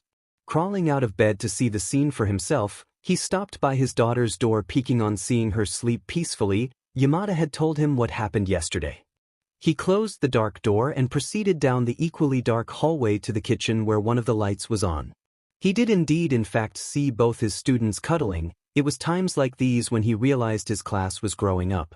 It was too early, and after seeing the scene he retreated to his room, where a small lump was in his husband's spot. How Eri managed to sneak in he didn't know, but he could see the giggling outline and went in as a tickle monster. She giggled and kicked, asking him to stop, and he did, but not until she was laughing so hard no sound came out. He then proceeded to take sugar and get under the warm covers, going back to bed and not moving for a few more hours. Chapter 15. Kirishima had long since gone home. It was about 10 minutes until his therapy session ended with Mei. She told him to call her Mei, and so he did, and it certainly seemed to ease some tension. Today was mostly about his homework and how he felt about it. Nothing too stressful or demanding, and quite honestly that was a godsend right now. Katsuki felt even more stressed by the day, call it PBRY or recent events, but he didn't care for it. The middle-aged woman grabbed something next to her in a drawer. Is it okay if I call your guardian in to discuss the anxiety medicine I'm giving you? She wouldn't force it right now, but she really hoped the boy said yes. Yeah, I don't mind, he replied, slumping back in his chair as the woman walked around to the door, calling Aizawa in. Shoyuta had tied his hair up in a bun before coming in. Now that Katsuki was staying with them, it was a sight he saw more often. The man was visibly tired, but alert. Guess it came with the heroics industry. I just want to talk about putting Katsuki on an anxiety medicine before we conclude. This should help him with any anxiety and stress, and should hopefully help him sleep easier. You both had expressed that concern of being unable to sleep to me. I have a prescription here that you can bring to the pharmacy after to get the bottle. She smiled, asking if either had questions. Oh, and I prescribed one that shouldn't interfere with your blood pressure too much. I saw your medical records before prescribing. If anything goes wrong, please do tell me, she mentioned. So after this appointment I can go pick this up? He asked, taking the slip of paper. She smiled and nodded, yes. Do you have any questions, hun? She asked, gesturing to the quiet boy who was still slumped over observing the room for something new. He shook his head no, and with that she told him goodbye, and Shoyuta had bid farewell. Hand hovered on the boy's back as they left the office.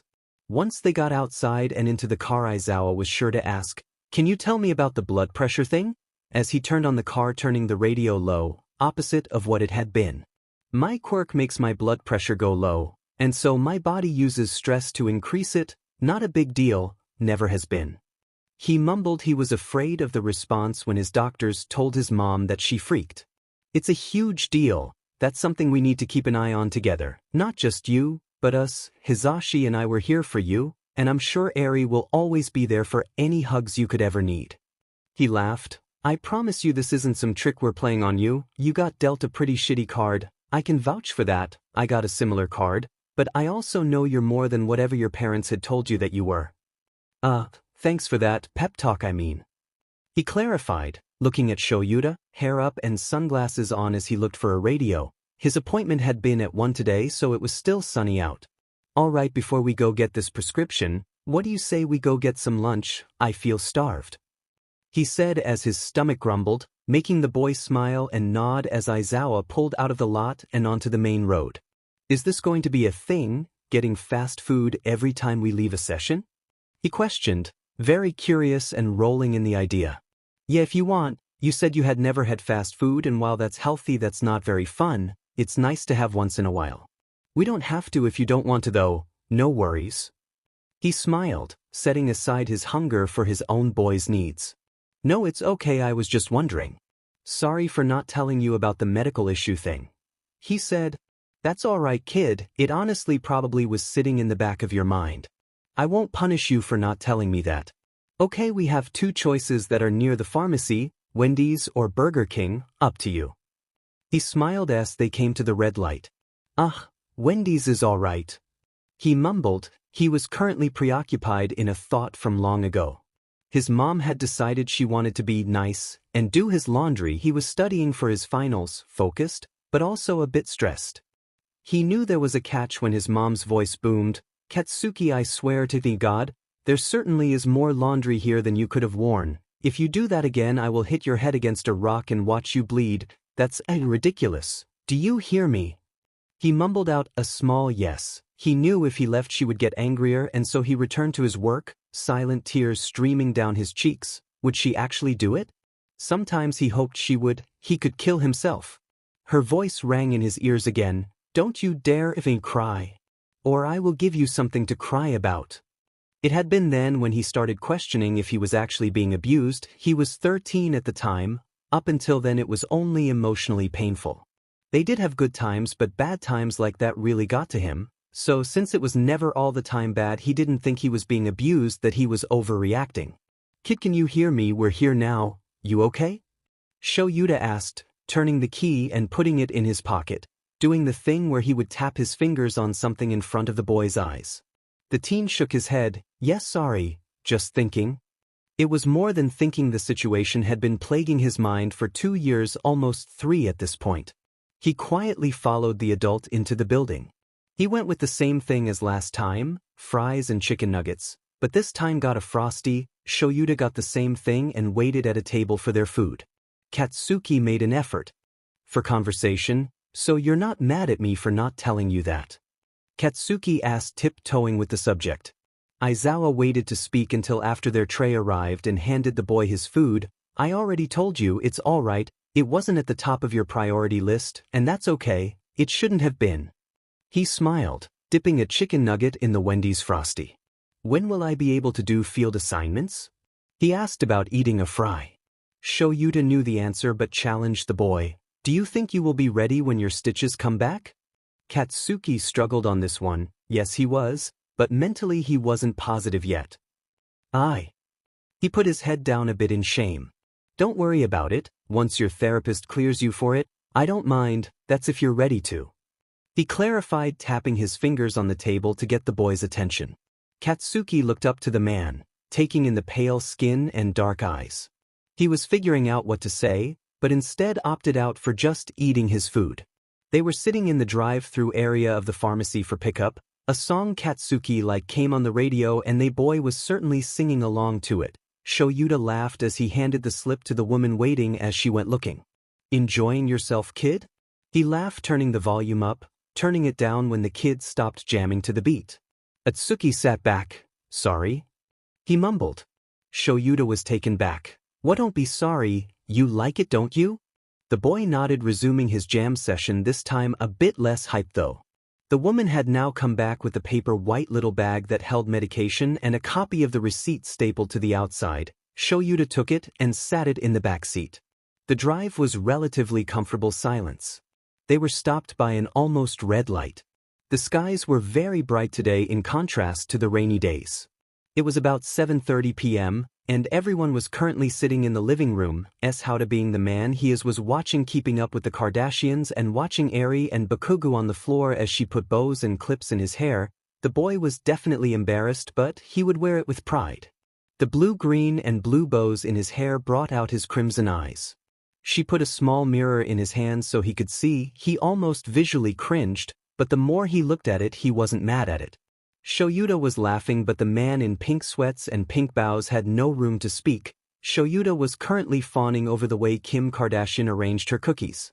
Eri brought out a few hair ties. Please do my hair, Kugo. She bubbled, sitting in the boy's lap, putting a comb in his hands. He had no choice, and so he sectioned off the hair, getting ready to start French braiding the gray hair. He did this about halfway down her head on each side and secured the small sections with a clear elastic band. He brought both sides together and secured it in the middle with a yellow bow. He held his phone camera in the back and gave her the mirror so she could see it. She giggled and laughed on the floor, still sitting in his lap. She watched the TV with the others, soon dozing off, still sitting in his lap. It was almost 9 p.m. when the sky was dark and Aizawa was shutting off the TV. Katsuki said he would take the girl to bed and tuck her in. Before he got up, he carefully removed the bow so it didn't hurt her head. He stood up with a grunt. She nuzzled her head into his neck more as she adjusted to him walking to her room. He carefully maneuvered to flick on the light SWs so he could navigate the messy kid's room. Gently he laid her in bed, pulling over the purple blanket and brushing the hair out of her face, bidding her a silent good night. The teenager made his way into the kitchen where Aizawa and Hizashi sat talking. Aizawa graded work. Sho Yuta stood up, going to a small drawer high out of Eri's reach, and grabbed the bottle, handing the boy a pill. Here, this is the medicine Dr. May prescribed. Take them when you wake up and go to bed, he said before he placed it in his hand, watching as the boy got a glass of water. If you need something, don't be afraid to wake one of us up. You hear? We would rather stay up with you than have you sit alone," he said as the boy nodded, retreating to his bedroom. He had thrown off his shirt the second he entered his room and checked his phone, talking to Kiri before they said their annual goodnight. He set his alarm and went to sleep. Or so he wanted. He sat in his bed for an hour. The anxiety medicine seemed to be heightening his anxiety, and he was near panicking. He felt paranoid and kept thinking about the thought from earlier. It was bothersome and he wanted it to stop, to never take this medicine again. The voices kept coming and going. It would be better if they stayed completely or just left, but they were in and out. He didn't want to be alone, and Shoyuta had never lied to him before, so he carefully crept out of bed and out his door. Yamada and Shoyuta had both gone to bed, and so he found himself hesitating at their door whether or not to open the door. He stood there for a minute, scared. Now that he was going to ask Aizawa to stay up with him, his nerves increased and it got harder to breathe. He didn't start gasping for air but instead scratching at himself. He was scared that he couldn't breathe, so he quickly just opened the door, watching as light from the hallway cracked in. He stumbled over his words. "Sensei, I can't sleep," he said, the feeling of not being able to breathe like he ran a marathon stuck in his head. He watched as Shoyuta rose from bed and nodded, whispering quietly so he didn't wake his husband. "All right, let's go out into the living room, okay?" he asked, putting a hand on the kid's back, feeling the kid tense more than he was but quickly relaxing. He saw the boy scratching his arm and grabbed his arm gently. "Don't do that, it will only make the attack worse," he explained. This medicine certainly was having a bad reaction. He would have to tell his therapist later. Instead of the living room, the boy sat on a stool in the breakfast nook, and Shoyuta stood on the other side, leaning over as he put in tea. He noticed the boy dissociating a little and tapped 2 fingers on the countertop in front of him as the boy focused on them instead. The boy looked up to the tired man. Feeling bad, he woke him up. "Don't feel bad about waking me. I'm glad you did. Is there anything you want to talk about right now, or do you just want to sit?" he asked, not to mind either choice. The boy seemed to keep dissociating himself from the situation, so when he tapped 2 fingers again, he made a suggestion. "How about we go do some light training in the gym? Take your mind off of whatever is going on. Sound good?" he questioned as the boy nodded.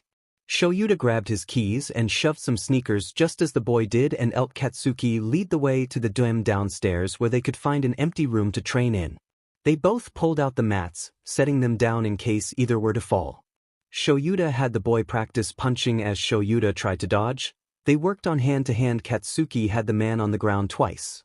He could see the boy become more and more exhausted, and soon enough he decided to have the boy sit and drink some water while he rolled away the mats, pulling the kid up and leading him back to the apartment. The hallways were cold in contrast to their sweaty workout training session. He unlocked the door, leading the boy to the couch sitting next to him. Shoyuta turned the TV on low, and the teenager's head fell from his shoulder to his lap. "The voices won't stop," Katsuki admitted, staring into the TV. "Voices? What's going on, bud?" he asked, concern laced thick through the tired voice. "Fairy voices. Mom and Dad's so angry with me, yelling and screaming. Why didn't I say goodbye? Why didn't I just act right? Why didn't I dash?" He cut himself off, going to a different thought. "And the nagging thought of earlier, it keeps sticking with me and won't go away. It keeps jumping to the front of my head. It won't stop," he yelled. "Why can't I just be normal again?" He cried out quietly, and Ishauda felt a warm single tear on his sweatpant leg. "Recovery isn't a straight line, kiddo.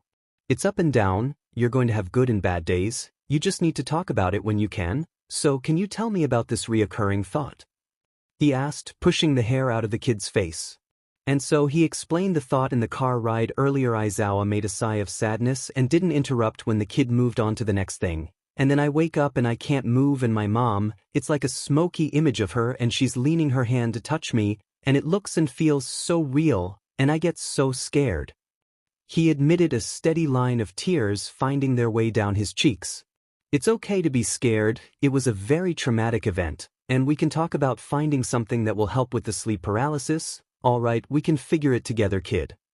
The man watched as the boy became increasingly tired from the workout earlier. In exhaustion, the medicine that was backfiring on him couldn't stop, and decided to throw a blanket over the boy instead of waking him up to go to his own room.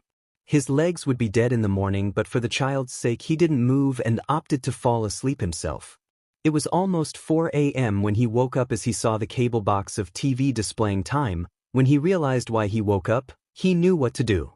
The boy in his lap was obviously having a bad dream, and he knew from he and his husband's copious amounts of hero work that waking a person from a nightmare can be very dangerous. So to offer some comfort and maybe ease the boy into a nicer setting, he carted his hand through the messy blonde hair, slowly taking the spiky hair that just snapped back away from his face. After a few minutes he seemed to calm down bit by bit, eventually evening out to a relatively more peaceful sleep, he hoped.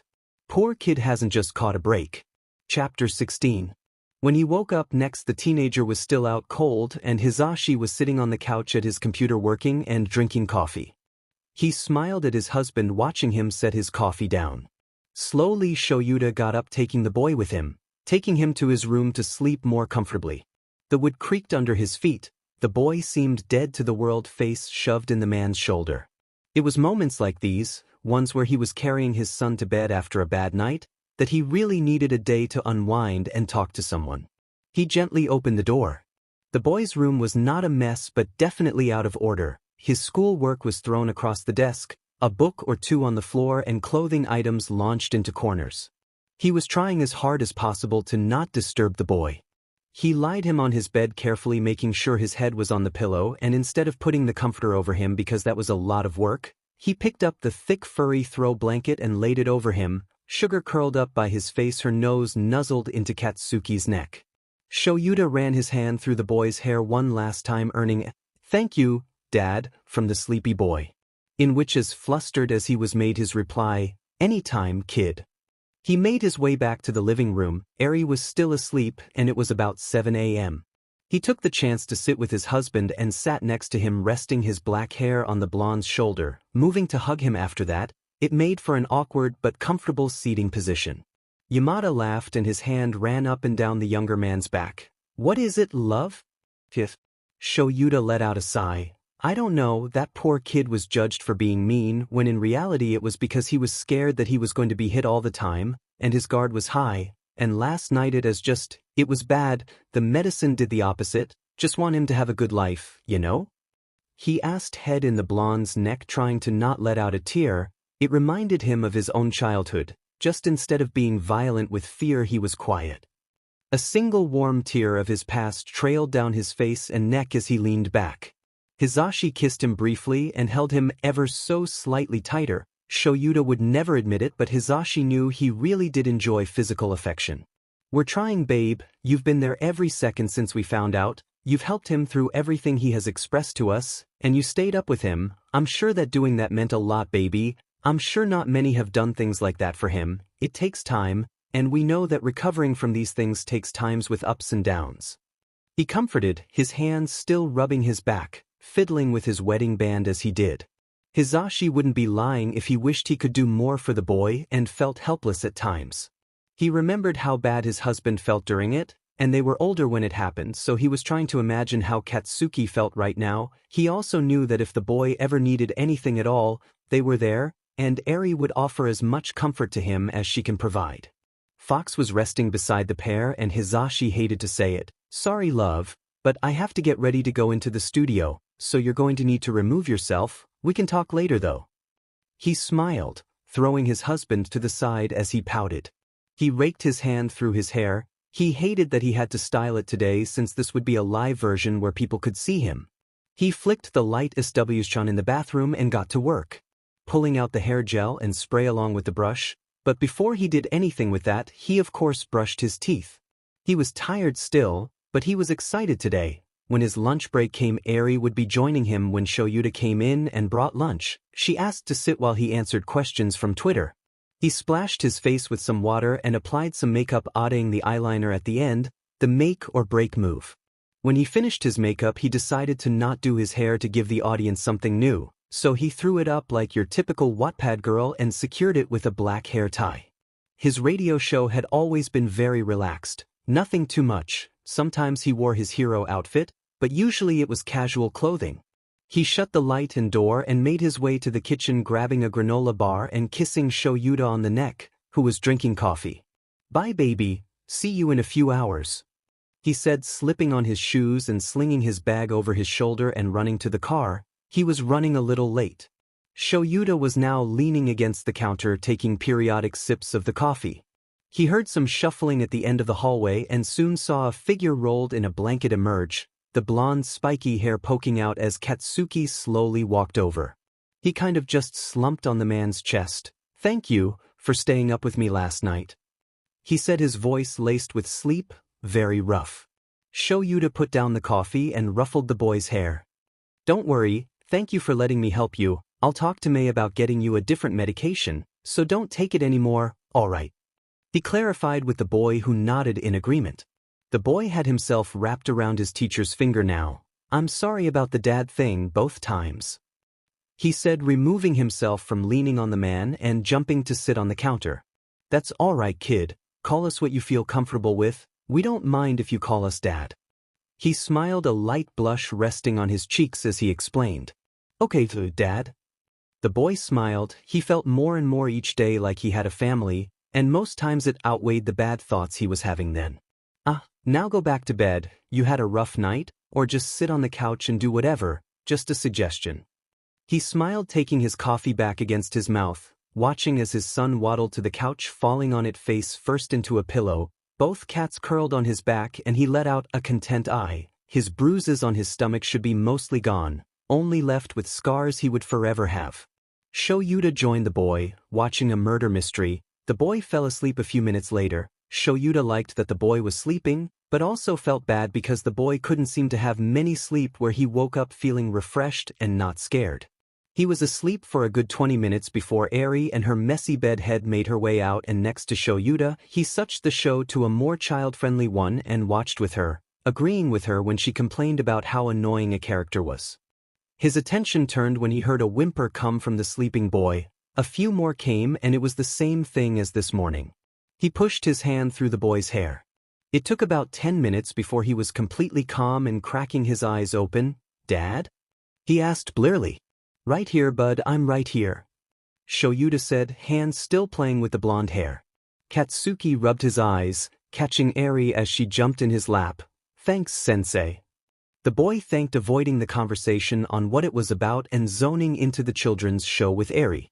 By noon both kids were dressed and had eaten breakfast. Shoyuta was making some lunch to bring to Hizashi at the studio. Eri beckoned for Tsugo to do her hair again. He had no choice. He couldn't say no to that face. He raced her to the bathroom, lifting her up so she could sit on the edge of the sink looking in the mirror. He found the apple-scented detangler and sprayed it generously into the matted hair. Gently Katsuki took the brush, beginning at the end, working his way up slowly, apologizing if he hurt her from pulling too hard. "Braid? Or do you want a bun?" he asked, grabbing clear hair ties. She touched her chin as if she was stroking a mustache. Both?" she yelled. Bakuga got to work sectioning her hair into the side and French braid the underside and top of her head, joining the two in one bun, making half of the space bun pair. He added a small lilac bow to go with the dress she was wearing.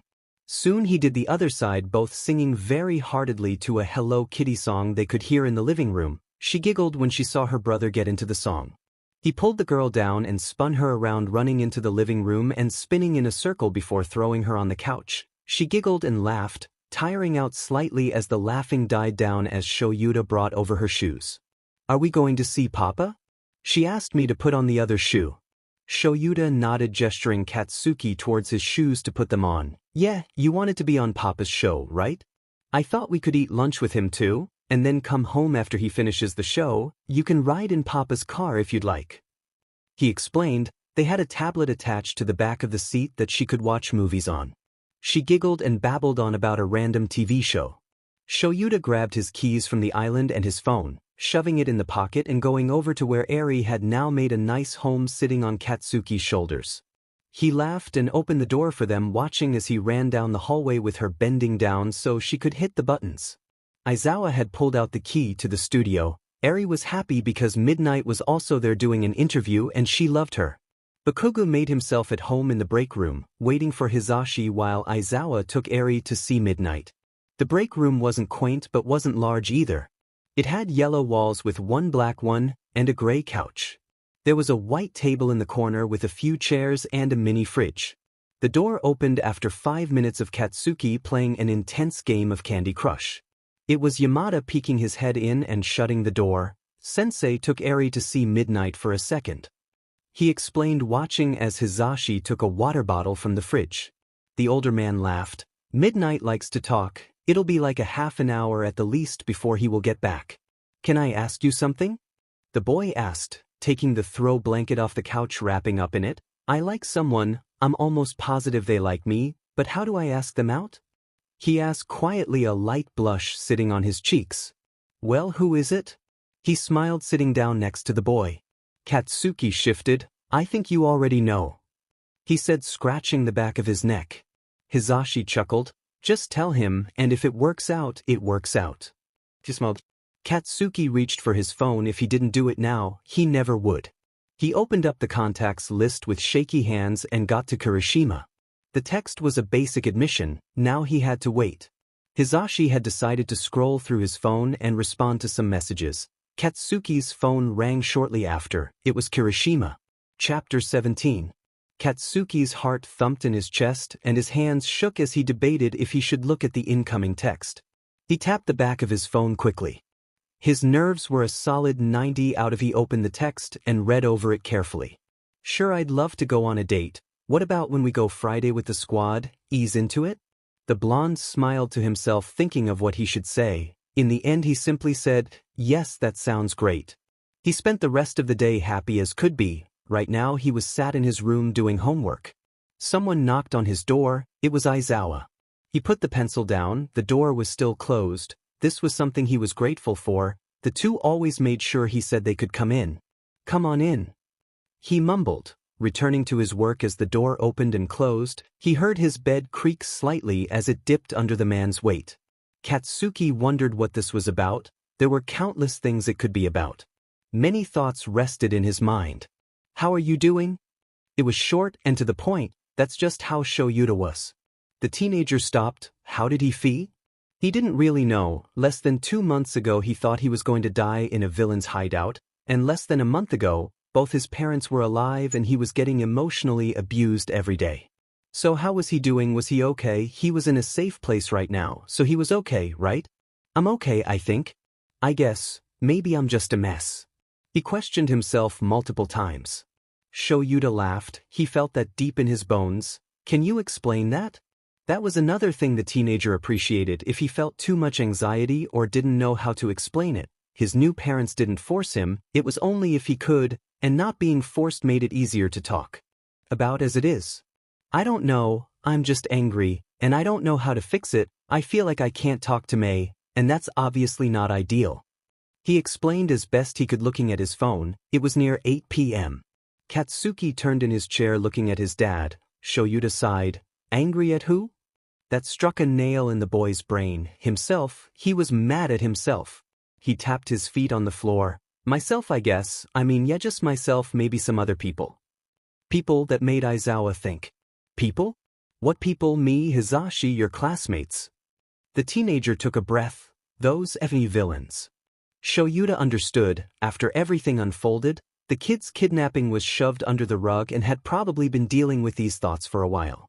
He sighed. He was to blame for this. You do know we need to talk to this, or you need to talk to Mei, someone.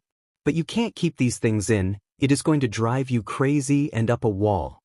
He clarified, leaning against the wall, still sitting on the bed. But there is too much. It's all so much at one time and I can't.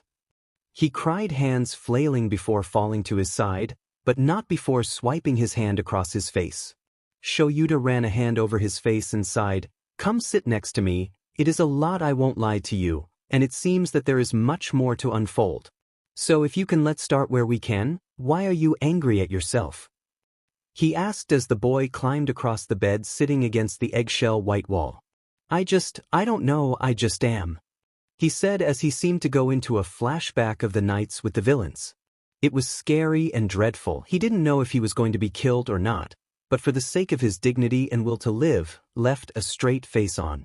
His wrists were bruised and red from the restraints, so clear, like he was there yesterday. He made sure no information was given. His eyes burned. He was too paranoid to fall asleep, and his stomach rumbled for food. It reminded him of home, so sickly it was comforting. In that moment he realized that he could die, and in his death regretted everything he had done. What he's done to Izuku, that he never admitted to Kirishima, he never made it up to his parents for killing his sister, she would be mad at him.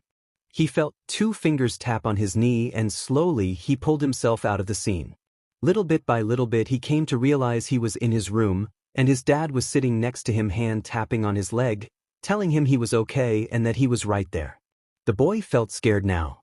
Scared, not angry. His appearance of anger was actually his fear of being hurt again. He took a deep breath and let his head rest on the shoulder of the person next to him. Maybe you're scared, Izawa suggested. The boy sighed. Yeah, I guess. Shoyuta realized every day since they took the boy in just how broken he was. He wasn't rude and violent, he was scared and hurt. He was good at grounding, but offering comfort was hard for him. But luckily Yamada peeped in and closed the door, sitting on the other side of the boy. He took his hand in the boy's. And it's okay to be scared, because you have 2 parents who will be here to help you. You know that, listener, we've got you. So we can sit here for a while, and if you want to talk, we will listen. Yamada made sure the boy knew that, sure, he has only been with them for a week or so, but he was family now. The trio sat for a while, a silence filling the room, not so much tension as just waiting until he felt ready. So many things to talk about and get through, many more nights of crying and breaking down, but he also knew that if he asked, Yamada and Shoyuta would be there to build him right back up. I was scared I wasn't going to make it out of there, that I would either die or end up becoming a villain.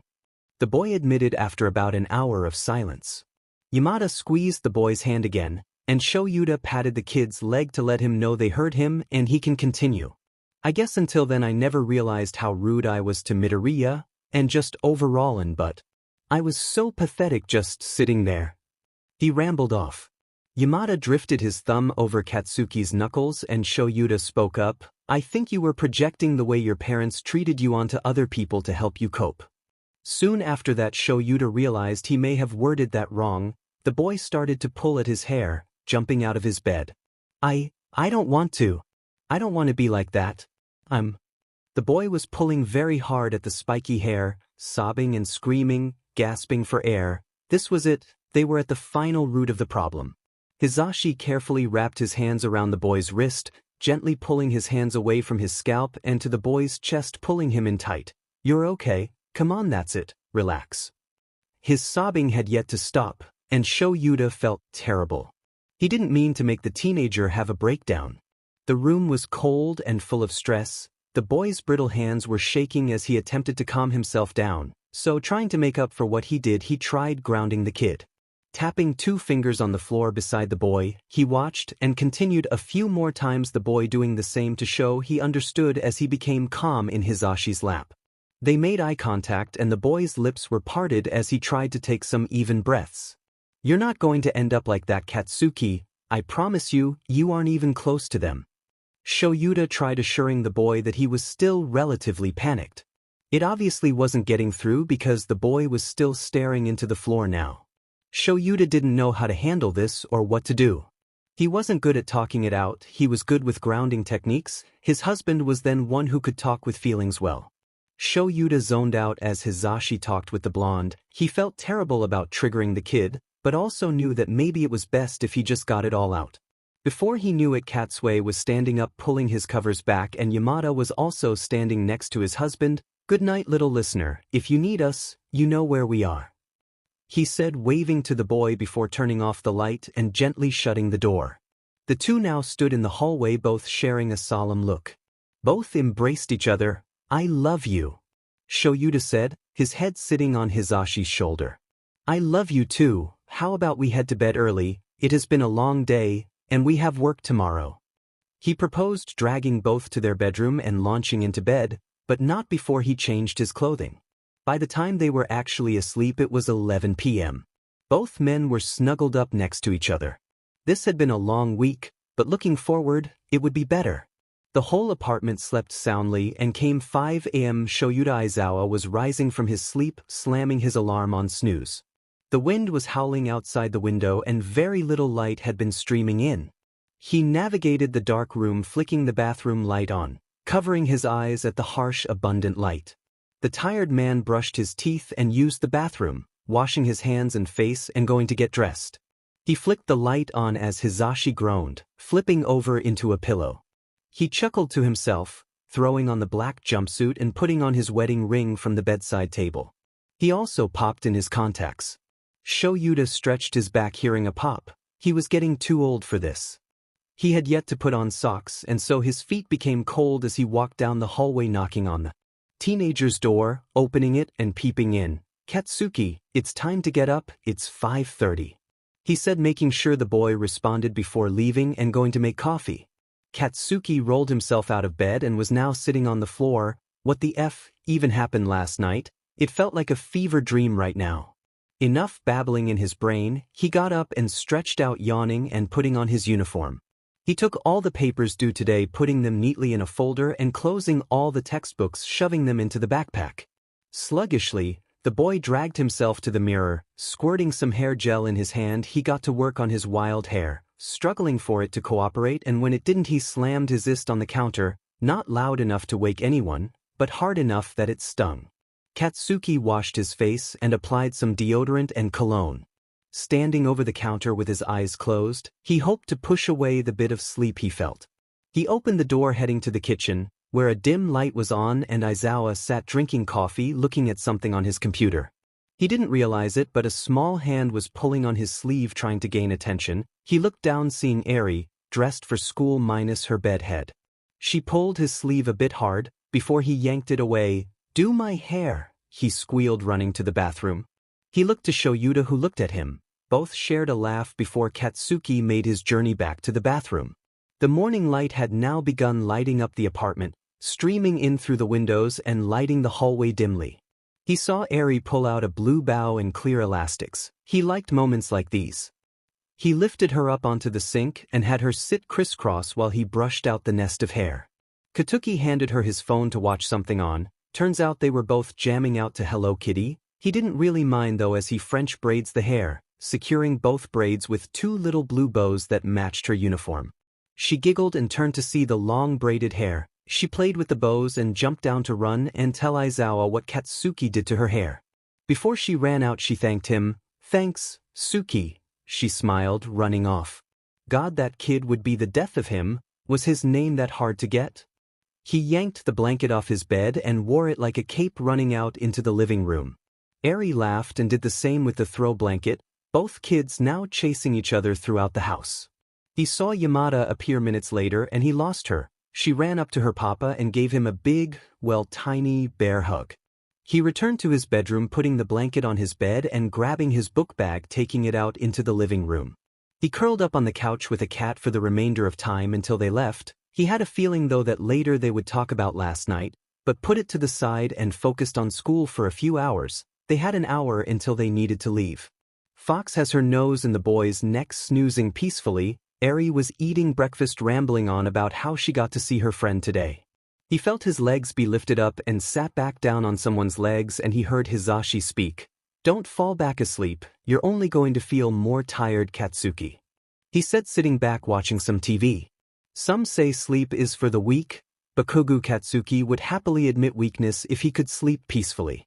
Soon he felt sugar twist her way in the space between his stomach and couch. He looked like the definition of a crazy cat person right now. The urge to sleep was overwhelming him. He didn't even know he fell asleep until he was being woken up by Eri pushing him back and forth, to which he swatted away, sitting up and rubbing his eyes. It was brighter out and time to go. He threw the shoes on, slinging his bag over his shoulder. Running to his room to grab his phone, he sent the annual good morning text to Kirishima. They had a date Friday. He smiled to himself, shoving the phone in his pocket, but not before turning it on silent. Eri insisted they race to the elevator and car. He let her win both times and acted worm out and pouted lightly. He could tell as they left the apartment building into the parking garage that today would be a good day. Eri ran through the large building with the boy. This time she actually won, to which the boy actually did sulk and pout. Chapter 18. Currently Katsuki was sitting in Midnight's class, trying to grasp the concept of paying attention. He was passing notes with Mina. It was only the second class of the day and the two were already getting into their normal shenanigans. Their ability to pull off a prank and no one know who did it was, for lack of a better word, outstanding. Come lunchtime, the squad was sitting at a table and when they turned their heads it was instant laughter. Mineta was tied up and being swung around the room by Uraraka. She popped off. The brown-haired girl was unforgiving in her actions, and no one made the effort to stop the girl. Instead, they carried on with their lunch, conversating about stupid things and about going out Friday. Katsuki participated in the conversation, feeling more like himself. Kaminari and Jiro were arguing, Jiro almost killing him and shoving her jack in his ear. Shinso was studying and keeping to himself like usual, and Todoroki was doing the same, vibing to the conversation and looking up every once in a while. The bell rang and Jiro was dragging Kaminari by the ear. Katsuki was relatively annoyed he hadn't been cleared for any field assignments and was stuck watching his class do them, keeping watch with Aizawa. Oijiro and Shoji were currently dueling in the fake city. Katsuki decided to fiddle with his fingers instead of watching the pretty boring fight. Next was Uraraka and Azui, another interesting but anticlimactic battle. Uraraka ended victorious, being congratulated by Izuku and Ida. Azui was a bit down but was cheered up by Uraraka and the two deemed the battle a good one. Kaminari and Mina were up and no one's standards were too high considering Denki said, "We eat again." Mina won, jumping up and down in joy. The pink-skinned girl playfully elbowed Kaminari, who was in a stupid state. Katsuki paid attention well on the next battle, Izuku and Todoroki. The two always made for a good fight, and so Aizawa-sensei counted down and Katsuki watched as the two took their positions. They began fighting, lots of green lighting and ice. When Izuku won, Todoroki seemed very annoyed in the way he was acting, not like a child that lost a game, more like he was at himself, and when Midoriya touched him it was chaos. "Get the F off of me," the two-toned boy yelled, stepping back just like Izuku. He went back even though he was going to be the one to start the altercation. Aizawa had already gone down to take care of the escalating fight and to talk to Todoroki. Katsuki was sitting at his desk doing homework, listening to the raging storm and talking to Kirishima. His phone was only at 3% and it was charging slowly, unfortunately. The desk lamp was emitting a yellow light onto his homework. A large crackle of thunder and strike of lightning came and the power went out. The room was pitch black. Beside the light from his dying phone, he could hear Eri freak out in the room next to him. So being the best brother he navigated the dark apartment and saw Aizawa and Hisashi lighting candles in the kitchen. He could see the faint silhouette of Eri and made his presence aware. "Look, it's just me," he said calmly. Being careful, he made a small display of crackling firework like explosions in his hand, very small, to not cause damage. Eri had calmed down slightly when she saw the small fire in his palm and could see him. She was afraid of the dark. To make her laugh, he used the tiny sparks of fire to fly in the air, making intricate shapes she could watch and analyze. "Let's go into the kitchen, okay?" he proposed and stood up carefully with a small flame in his hand as she took his hand and led them down the hallway into the kitchen where the two men were sitting and talking. He let out his flame and watched as she climbed into Yamada's lap. Katsuki took to sitting next to Aizawa, who even in blackout, was grading papers, psychopath. The group was relatively quiet aside from Eri and Yamada talking about her day at school. The boy stayed interested in a book left on the table. Reading in the dim lighting wasn't the greatest, but it would have to do. Aizawa set down his red pen, running his hand over his face. This was many times now Todoroki hadn't turned in his work. He turned to the teenager next to him. "Katsuki, have you noticed a difference in the way Todoroki acts?" he asked as the teenager kept his hand on the page he was on. "I guess he doesn't sit with Izuku anymore and he gets very irritable, I guess?" he questioned himself, though it was obvious. Aizawa shook his head, grabbing the next stack of papers. Picking up the red pen and starting on marking the papers. Katsuki returned to his reading. Todoroki reminded him of himself, granted less violence but still. Weird. His attention was caught by Eri, who was throwing a fit about not wanting to go to bed. She always had her nightlight when she went to sleep, but due to the FING storm it was out of commission. She cried and begged to not go to sleep, and the boy was growing tired of the fit and offered an idea. "Tell you what, Squirt, you can stay with me tonight," he said, closing the book, looking at Eri, who was still sitting in Yamada's lap. Her nose was all snotty. She nodded her head and went over to the boy. "First we need to brush our teeth, okay?" he asked, and she nodded again, and taking her hand he lit their journey to the bathroom with his palm. He sat Eri on the counter and handed her the pink toothbrush with toothpaste on it. He also was brushing his teeth in circular motions for 2 minutes before spitting into the sink. She also did, and Katsuki offered some water from one of the little cups and she swished it in her mouth before spitting it violently into the sink. Before they left, Katsuki unclipped the bows from the end of her hair, putting them in the drawer of hair accessories, and unbraided the hair, brushing it out into a wavy poof. She giggled. The boy wiped her face of excess tears and helped her jump down onto the cold tile. They now began their way into his bedroom. Eri claimed the side closer to the wall, which was good, or maybe not. He might end up on the floor.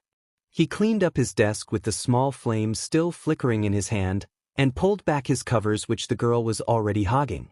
Katsuki was now just waiting for sleep to take him, but when the lightning and thunder cracked, Eri shrieked. So, offering comfort, he pulled her over to the other side and hugged her. She didn't move too much then, and soon enough he was asleep. He woke up at around 4 with a kick to his stomach. "What the F, kid?" Turns out Eri moved in her sleep and had happened to kick him in his stomach. He carefully sat up and tried to not disturb her. She didn't hit his stitches exactly, but it was near and it hurt a lot. He stumbled out of bed and into the bathroom. He tried turning on the light, which thankfully did turn on. He pulled his shirt up and touched the area. It was warm and irritated now, a little bit of blood but nothing major. God, that kid could throw a punch or, well, a kick. Before he could leave, Shoyuta stood in the doorway. His eyes filled with tired, dark circles. "What happened?" he asked, walking in examining the boy's stomach. "Oh, nothing really. Eri accidentally kicked me," he explained nonchalantly, even though it burned. Aizawa furrowed his brow. "Well, doesn't it hurt?" "Well, no fing sheet, old man. No big deal." He waved it off. From the looks of it, Aizawa concluded it was a bit swollen, and wanting to go to bed but also weighing the fact this kid was his responsibility and child, he decided against it. "All right, come on, let's get an ice pack. It's becoming swollen. Let's try to stop it before it increases." The stitches were supposed to come out later today, but judging on the irritated look of them, it was unlikely now. He followed Shoyuta down the hallway, sleep washing over him as he tripped over himself many times. Katsuki was now seated on the couch with an ice pack wrapped in a towel. It was dark except for the faint light of the lamp in the corner. He yawned as Aizawa popped down beside him, checking his phone. "Well, school is cancelled tomorrow. Intense flood warnings. Advised no one goes out. Going to be a lazy day tomorrow, or today, I guess," he said, putting his phone away, looking at Katsuki, who was about to fall asleep with an ice pack on his stomach. "Brave. How cold?" Shoyuta lightly lifted up the ice pack, taking it from the boy's hand, peeling his fingers off, watching as his hand fell to his side. The area wasn't as bad now, but he held the ice pack against his stomach a little longer as he scrolled through his phone in the non-existent light of 4:30 a.m., the only light being his phone illuminating his face. He pulled the ice pack from his stomach and went to put it in the kitchen. Putting the pack away, he saw the boy sleeping on the couch with no care in the world. Lightning crackled lightly and lit up the room for a minute. He sighed and rubbed his eyes and threw a blanket over the boy, seeing Fox was already curled up in his lap. Aizawa propped his head up with a pillow and sat and went back to bed, opting to sleep, but not before he fell asleep reading a book in case the boy had a bad dream. When he woke up next, it was 10 o'clock. Everyone was sleeping in. Hizashi was in the kitchen cooking God know what his or piece. Katsuki was in the same spot he was left in. His neck was sore as he turned it until it cracked, an instant release of feel-good serotonin. The rest of the day was spent watching movies with Eri, making forts and playing endless amounts of Mario Kart. Time passed quickly. The cats made themselves at home on the TV stand, blocking the kids' view of the game, ensuing chaos and yelling, and maybe a few sparks of fire. Eri was fussing over losing, even though she won 5 other times. The bun in her hair fell out and meant Katsuki was now in charge of fixing her hair before the games can continue. After tomorrow, school was meant to be on break for spring, which was annoying because they would only be going 2 days this week. Maybe classes would be cancelled tomorrow. Eri's hair was now up in a ponytail and they had resumed the intense gaming session while their parents worked in the kitchen. The rain was pattering lightly against the window as the sun set, into a not very pretty green color. They had switched the game to something else, a Just Dance game. Let me tell you, Katsuki insert last name here refused to embarrass himself, but he was killing it right now. Eri was beside him, a little behind but there nonetheless. She cheered and fell back onto the couch when they finished. Tired and out of breath, she was a perfect tickle target and Katsuki took the chance as she giggled and yelled. He stopped and fell down next to her, also out of breath. The teenager put on a Disney movie and went in the kitchen with his dads, who were cooking and also laughing insanely, Aizawa wheezing at whatever Hisashi said. He was bent over, he couldn't breathe, he was laughing so hard. Christ. He was so different outside of school. Shoyuta stopped laughing when he heard a knock at the door. He heard his phone ding as he took it, walking to the door. He made himself ready if someone bad were there and unlocked the door. Now Aizawa had given the class his phone number and address in case anyone were to need it or there was an emergency, and everyone knew to not use it lightly, so you must understand his surprise when he opened his front door and saw his students standing there breathing. The two-toned boy looked like he ran a marathon. He was breathing and rocking back and forth on his feet, like he might pass out. Shoyuta stood for a second dumbfounded and confused. He leaned forward to help the boy inside. What the f was happening?